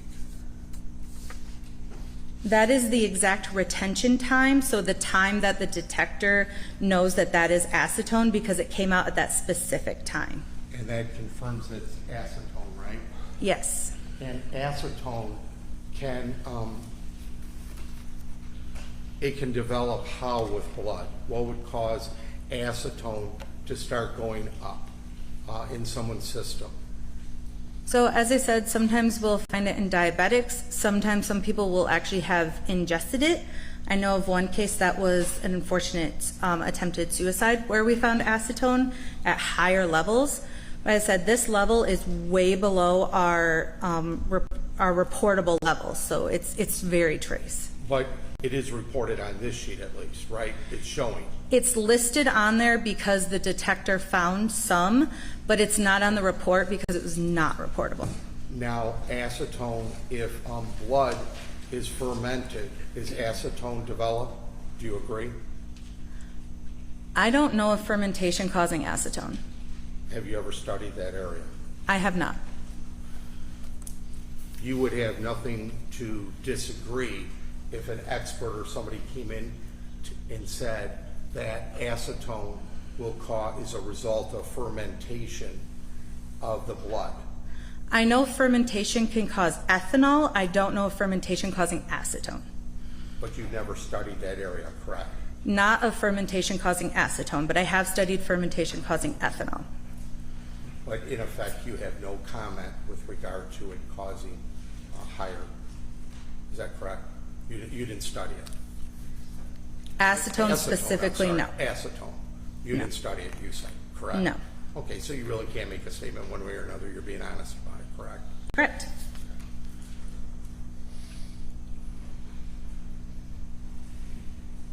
Now, when you go back to look at that page, please, that I had shown you in your records,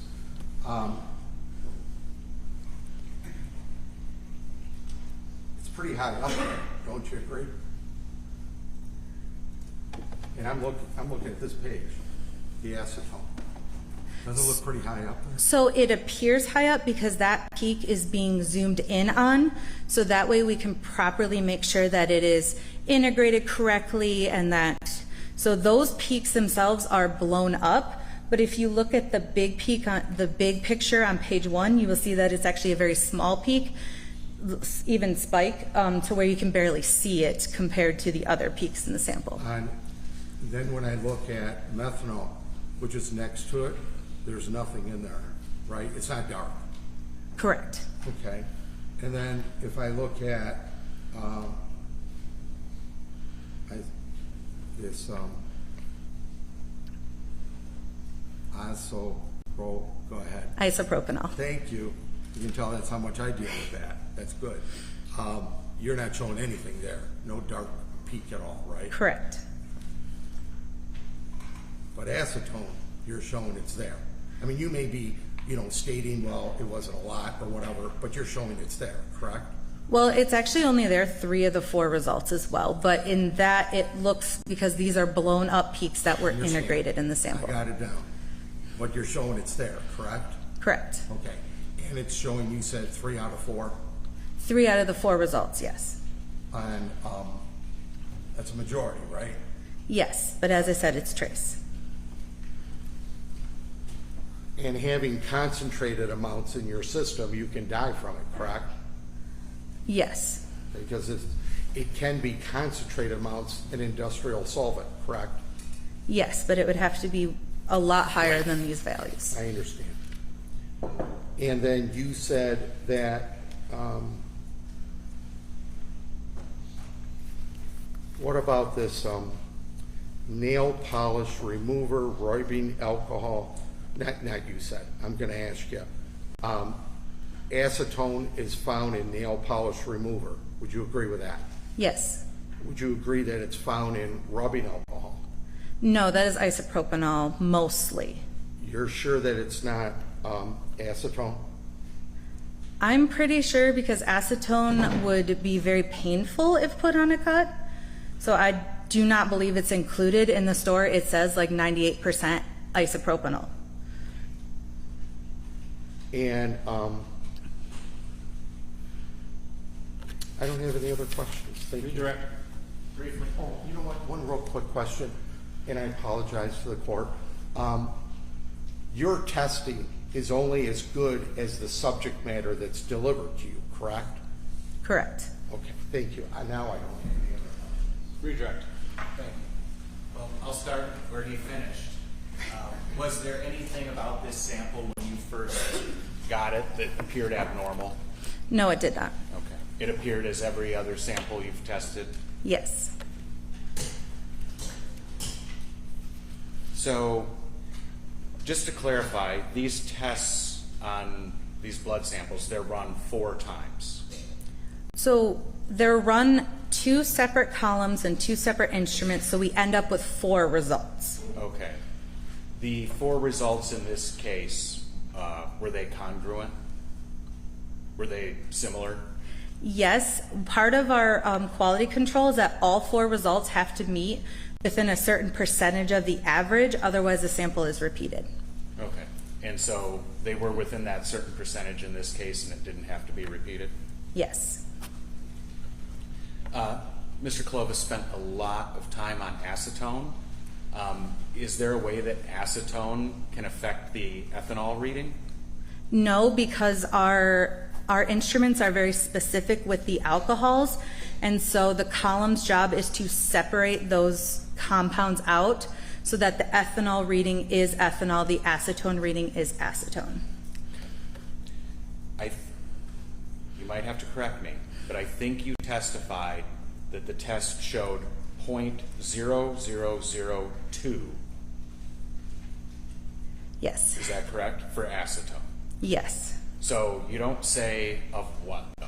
So because usually it's like nanograms per milliliter or something like that. So what does 0.0002 what of what? So that's grams per deciliter, which is the same units as ethanol from when you're reading it from the instrument. So it is, so it'd be 0.002 grams of acetone per 100 milliliters of blood. Okay. What would it have to be for you to report it? We don't start reporting acetone until 0.01.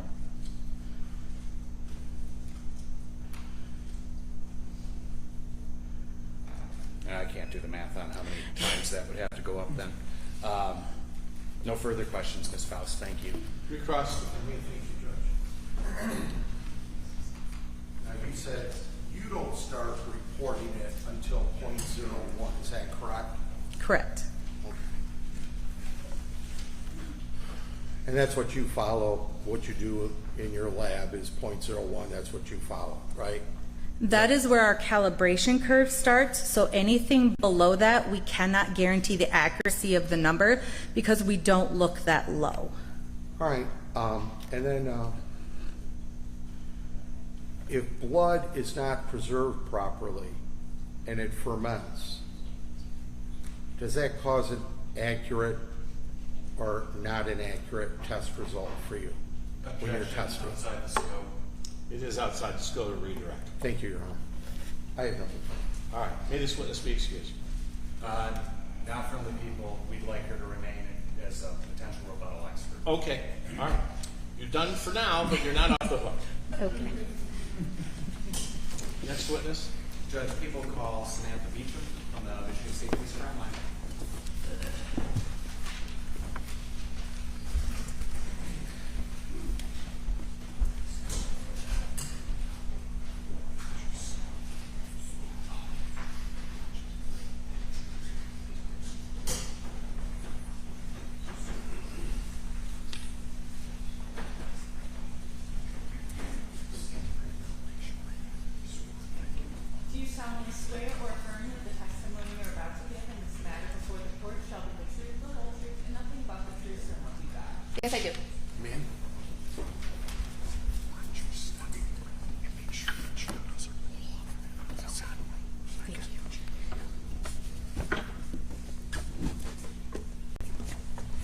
state your name for us and then spell your last name, please? Yes, my name is Samantha Beaum, B as in boy, E-A-U-C-H-A-M-P. Yes. Thank you, Judge. Ms. Beaum, good morning. Good morning. What do you do for a living, ma'am?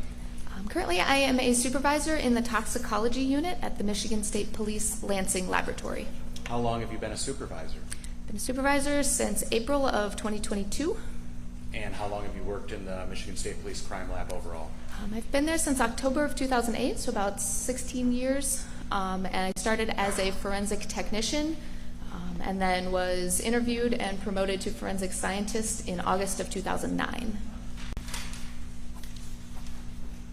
Prior to working at the Michigan State Police Crime Lab, did you have any employment in your field?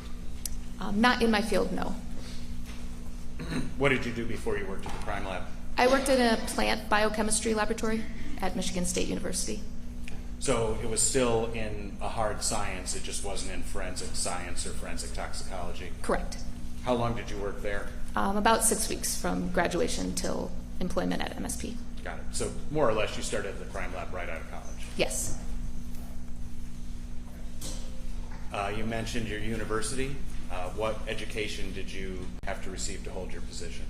I have a bachelor's degree of chemistry and molecular biology biochemistry, actually from Goshen College in Goshen, Indiana. Okay.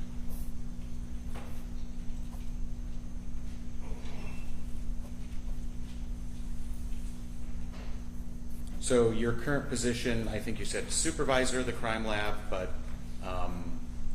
did you indicate you're a forensic scientist or forensic toxicologist? Yes, I'm a supervisor of the toxicology unit, not the whole lab, with experience as a forensic scientist in that unit as well. And do you still engage in the day-to-day duties of a forensic scientist? Some of them I perform a lot less casework, but I do stay up to date on my proficiency testing, and I'm training other people in doing those analyses at the moment. Okay. So to do that, do you continue to receive training in your field? Yes. And what kind of training do you continue to receive? 2 weeks ago, I was at a conference called the American Academy of Forensic Sciences. It's a week-long course. I go to some Society of Forensic Toxicology meetings, as well as the Midwest Association for Toxicology and Therapeutic Drug Monitoring. Those last two I'm members of, and the MAT organization I am a past president of. So I'm involved in researching what I can, presenting at those, and just getting information from others in the field. Okay. So that type of training, conferences and things like that, about how often do you attend those? Usually a couple times a year for specific to toxicology training, and then there's always leadership trainings and things like that as well. So some of them pertain to the day-to-day duties of the lab, and some of them pertain to your leadership role in the lab? Correct. To hold your current position, Ms. Beaum, did you receive any specialized training as it relates to performing drug analysis on blood?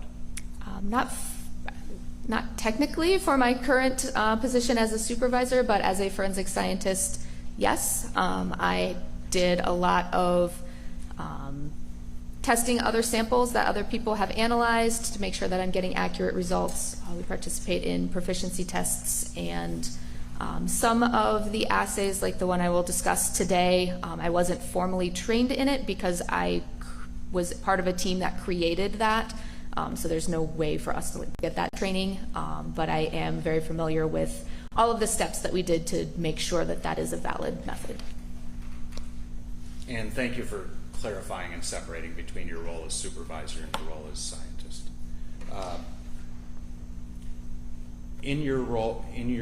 In order to be able to continue to run tests in the lab, do you have a requirement to continue receiving education in your field? Yes. And what is that requirement? It is, I don't remember exactly how many points, but we have to have a certain amount of points of continuing education, which usually equates to attending the annual toxicology meeting that we put on. We bring in an outside person to give kind of a technical talk at that. attending usually 1 or 2 conferences, and then usually reading a book or literature articles. And you keep up with all of that? Yes. Prior to April 22nd of last year, have you ever tested a blood sample for the presence of drugs? Yes. About how many times? Over the course of my career, I've tested over 40,000 cases for alcohol or drugs, probably about half and half. Okay. Have you ever been qualified as an expert in forensic toxicology in the state of Michigan? Yes. How many times? I've testified over 185 times, and I've been qualified every time I've been offered as an expert, probably somewhere around 120. Ms. Beaum, I'm going to show you a document that's been pre-labeled People's Exhibit 21. Could you take a look at it and tell the jury what that is?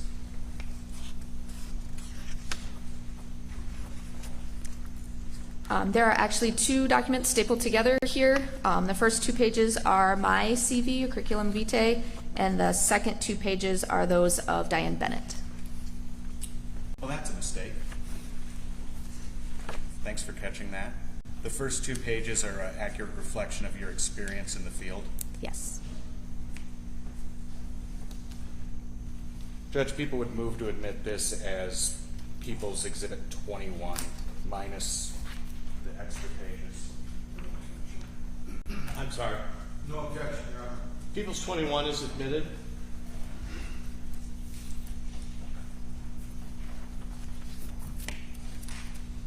Apologize, Judge, I'm just relabeling it for the court. Okay.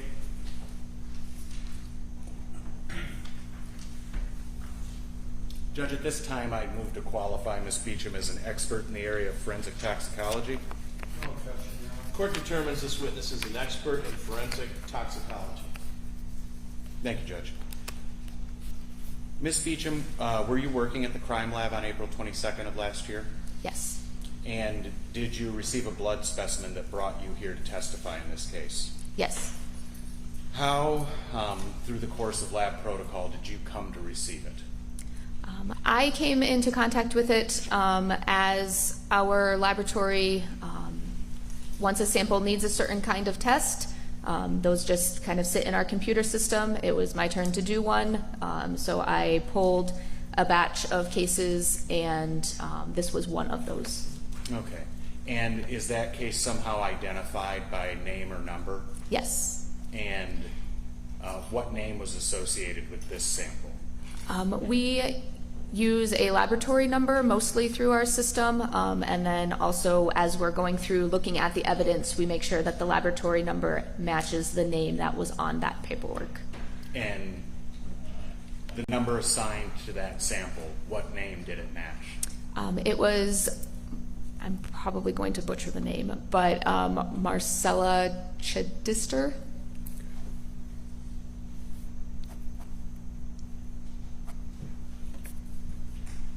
So when you procure the sample, is that brought to you? Do you get it from somewhere? I go to our secure refrigerator and then pull out our technicians will prepare the batch together. So I will pull out the samples that I'm working with, check each of them individually, and then perform my analysis. That's what happened in this case? Yes. And do you check the specimens to make sure they're labeled properly? Yes. And did you do that in this case? Yes. Do you check the samples for irregularities? Yes. And did you do that in this case? Yes. Did you locate any? No. Did you follow all of the applicable protocol for this sample? Yes. So after you received the sample, or procured the sample, I should say, made sure it was properly labeled, documented, in good order, what did you do then? Then I did an extraction on the blood called a protein precipitation. So I take a small amount of the blood and I put in acetonitrile, which is an organic solvent, and that basically makes all the proteins clump together. Put it in the centrifuge, and I take off the liquid that's on top of that. A small amount of that, then that is in the acetonitrile still, which can't go on our instrumentation, so that gets dried down. and I reconstitute it or re-dissolve it into something that can go on our instrumentation. So I did that, and then ran it on the instrument with calibrators and controls, processed that data. It was reviewed by another analyst, and then prepared a report. Okay. So is that the typical method the Michigan State Police Crime Lab uses to test samples of this kind? Yes. And you previously testified to it, but you guess you've done this about 20,000 times? Each drug test is a little bit different. I'm not sure exactly how many of this particular type I've done, but in general, yes. And all of those tests you performed, they were at the Michigan State Police Crime Lab? Yes. Outside of what you've described, does the lab have any protocols in place for this method? We have different protocols that are things like quality control assurances, are making sure we comply with accreditation requirements, but the specifics about how the sample is tested is what I testified to. Okay. Beyond what you've already described, is there anything to add about the method and modality that you use to analyze this sample? We use I didn't speak about the instrumentation, which we use LC-MS-MS, which is liquid chromatography, mass spectrometry. Basically, that is a system that the chromatography part will separate the different components that are in that blood sample, and then the mass spectrum helps us to identify what it is. Can you explain as best you can to people who know nothing about chemistry how that works? Which part of it? Or all of it? I guess enough to make folks understand what it is that you do makes sense to us in the real world. Sure. So the chromatography part, the beginning, basically it's a tube, and in that tube is some little particles, and based on what the shape of the molecules are that we're looking for, they're going to interact with those molecules in there differently depending on what it is. So it kind of just travels through there in a liquid, and then the detector part at the end basically shoots some electrons on it, and then you end up with a mass spectrum, which is a kind of a fingerprint. So if a particular compound gets bombarded with electrons, then it's going to split up into pretty consistent pieces each time. So we're looking at like the comparison of what those pieces are. Okay, thank you. Do you know when you performed the analysis on this sample? I did it on April 25th, 2024. And when you perform an analysis of this nature, are there procedures to verify the accuracy of the result?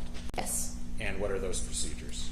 The first thing we do is the beginning of the run is what's called a calibration, which basically teaches the instrument what the different levels of that compound are going to look like. And then, so that's the first 6 samples. We run a negative to make sure that there's nothing in our system that is producing a positive result when it shouldn't. And then we run some cases, and then about every 10 or 15 samples, there's a control where we're checking that calibration. The controls are known samples that we know what the result should be, and we make sure that we put those in place throughout the run to make sure that we are getting accurate results. So those include 3 positive controls, 1 negative control, and then a control that we actually purchased from another company that comes verified at a certain concentration to make sure that our results are accurate. And that was done in this case? Yes. With the testing of this sample? Yes. And you indicated during that answer that all the instruments in this case are previously calibrated? Yes, I calibrated when I ran my batch. Okay. And everything when you ran this sample was in good working order? Yes. And Ms. Beaum, these methods that you use to test this blood sample, are they accepted in the scientific community at large? Yes. And were you able to obtain a result for any drug from the sample you tested for the defendant in this case? Yes. Did you prepare a report regarding that? Yes, I did. I'm going to make sure I only have one document stapled together this time for you. I'm going to show you what's been previously marked People's Exhibit 22. Do you recognize that document? Yes. And what is it? This is a supplemental laboratory report for our laboratory number TX24-5842 for a subject of Marshella Chidester. And why is it a supplemental report? The alcohol analysis is always the first report, so anything after is a supplemental report. Okay. And is that document dated? Yes. And it's April 25th, 2024? So the date on the report is the date that I wrote the report, which was April 26th. I did the analysis on the 25th, but it runs overnight. It has to be reviewed. It takes a day. Okay. And you signed that document? Yes. And does that meet the criteria for reporting for the Michigan State Police Crime Lab? Yes.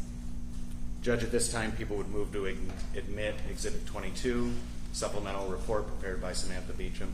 Response. No, Judge. People's 22 is admitted. And Ms. Beaum, if you could read off your report to the jury what the result was for the drug analysis run on defendant's blood sample.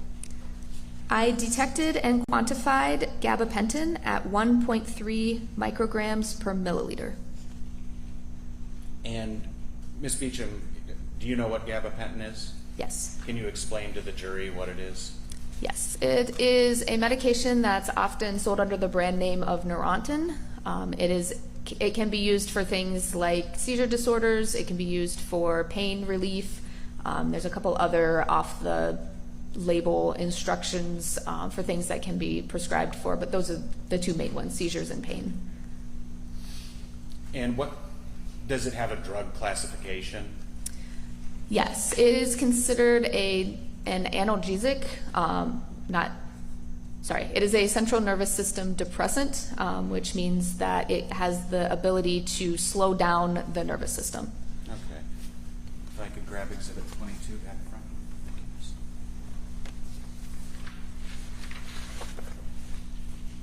you. And clinically, Ms. Beaum, can you say whether gabapentin has any noted interactions with alcohol? It can.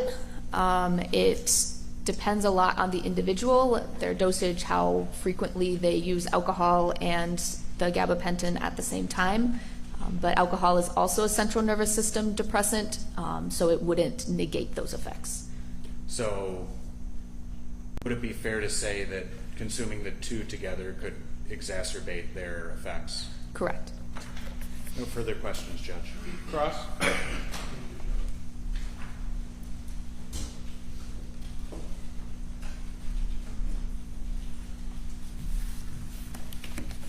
Good morning, if it's still morning. My name is Bill Kolobis, and I'm the attorney representing Marshella Chidester, the defendant in this case, okay? Okay.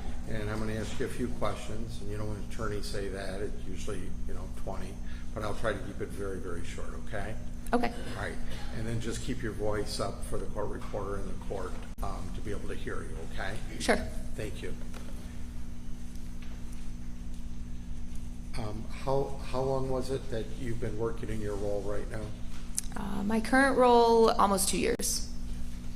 So at the time that you did this testing that you spoke of, you were doing your job employment-wise for about a year? As a supervisor, about a year. As a forensic scientist, I'd been there about 15. Okay, thank you. Now, I'm going to just jump around for a moment. You had just said in response to the prosecutor's question that this drug can be used for seizures, correct? Yes. And it's a lawful drug as long as you have a prescription and you're not overusing it, correct? It is a prescription-controlled substance, yes. Okay. And you said it's used for seizures. What else is it used for? It can also be prescribed for pain. And then you didn't have anything to do with putting any preservative or any particles, substances in the tube prior to the blood going in the tube? Have you had anything to do with that? No.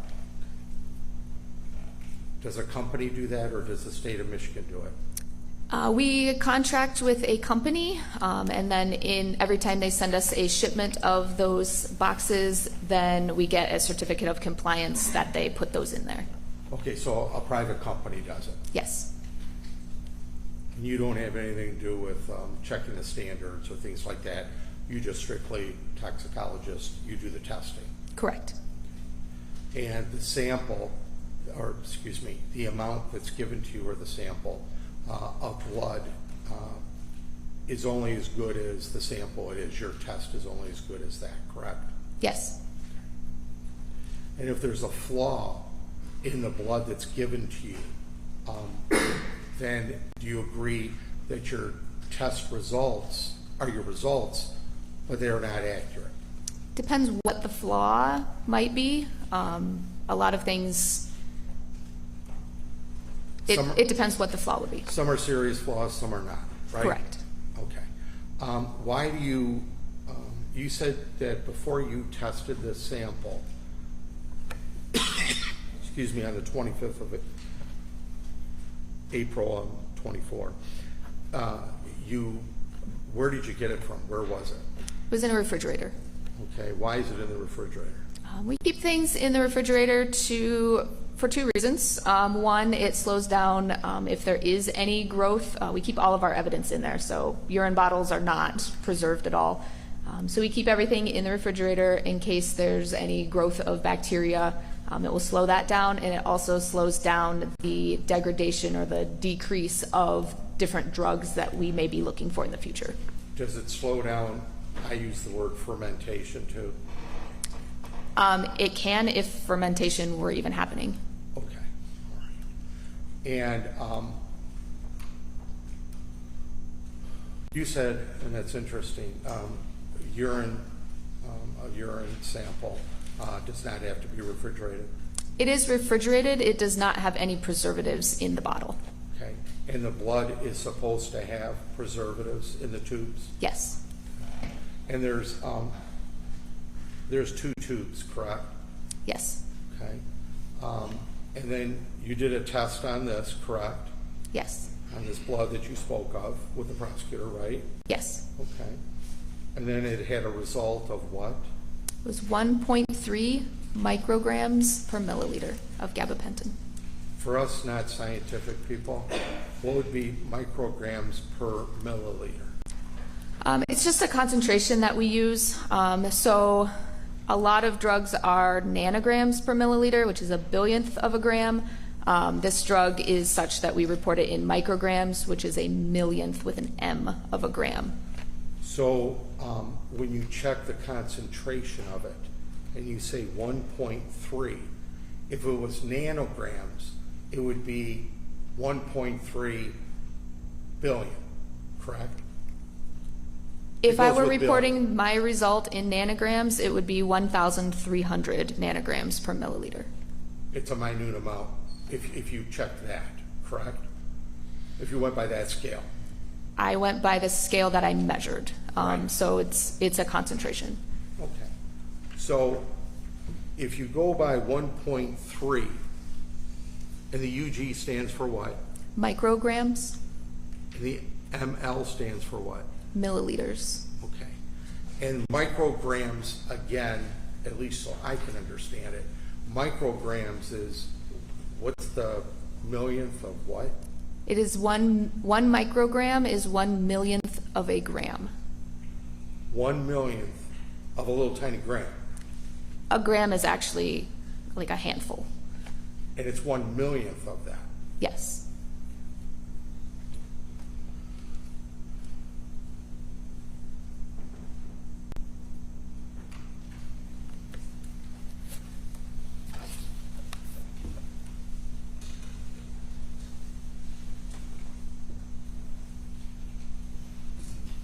And you never interviewed my client, am I correct? Correct. And you never saw my client at all. You said you never interviewed her, but you've never seen her, would you say, other than today?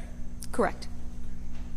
You never sat down and talked with her and asked her any questions? I have not. Asked and answered. Yeah, I think that's I got it. fair. I've been pretty good, Judge. Did you get a chance to talk with the prosecutor or anybody from their office prior to today? Yes. When did you do that? I'm not sure the exact day. It was one day last week. Okay. Maybe Wednesday. And you didn't talk to anybody prior to that?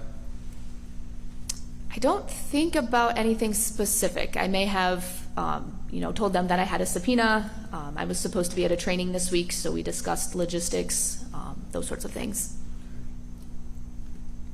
And were you moved to today instead of another day this week? I believe I was always going to be today. Okay. And you and the other toxicologist, you both drove up here together? Objection, relevance. Did you, and then I'm going to ask her a follow-up question. It's just, did you drive up here together from Lansing? Drive down here? I'll take the answer. I'm not sure how relevant Thank it you. is, but Did you drive together from Lansing today? With Ms. Faust, yes. Okay. And, okay. Did you discuss court at all today? We discussed logistics, who was going to testify first, what we had with us. I haven't seen her much since I've been out of the office. We didn't discuss specifics about this particular case or what we would testify to.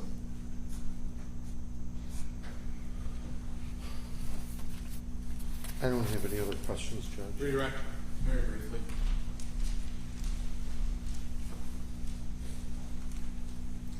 So, just, stupid math question. 1/1,000,000th of a gram is the kind of the number that Mr. Clovis said, but that's for every single gram in the body, is that right? Correct. Okay. He asked you some questions about the cold storage at the lab, and you gave an answer that just in regards to fermentation, if any fermentation was happening. Could you expand on what you mean by that? Yes, every sample is not going to be fermenting. So if fermentation were happening, if you're going to make wine or beer, that needs to not be done in a refrigerator. That will slow down that process significantly. So if there were fermentation happening, you would want it to be slowed down in a refrigerator, but not to say that it was in this case. Okay. No further questions? Any requests? Just 1 second.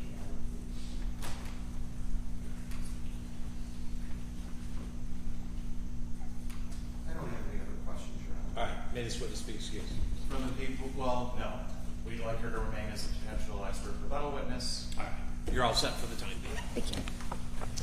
Next witness. Judge, people have no further witnesses. People rest their case in chief at this time.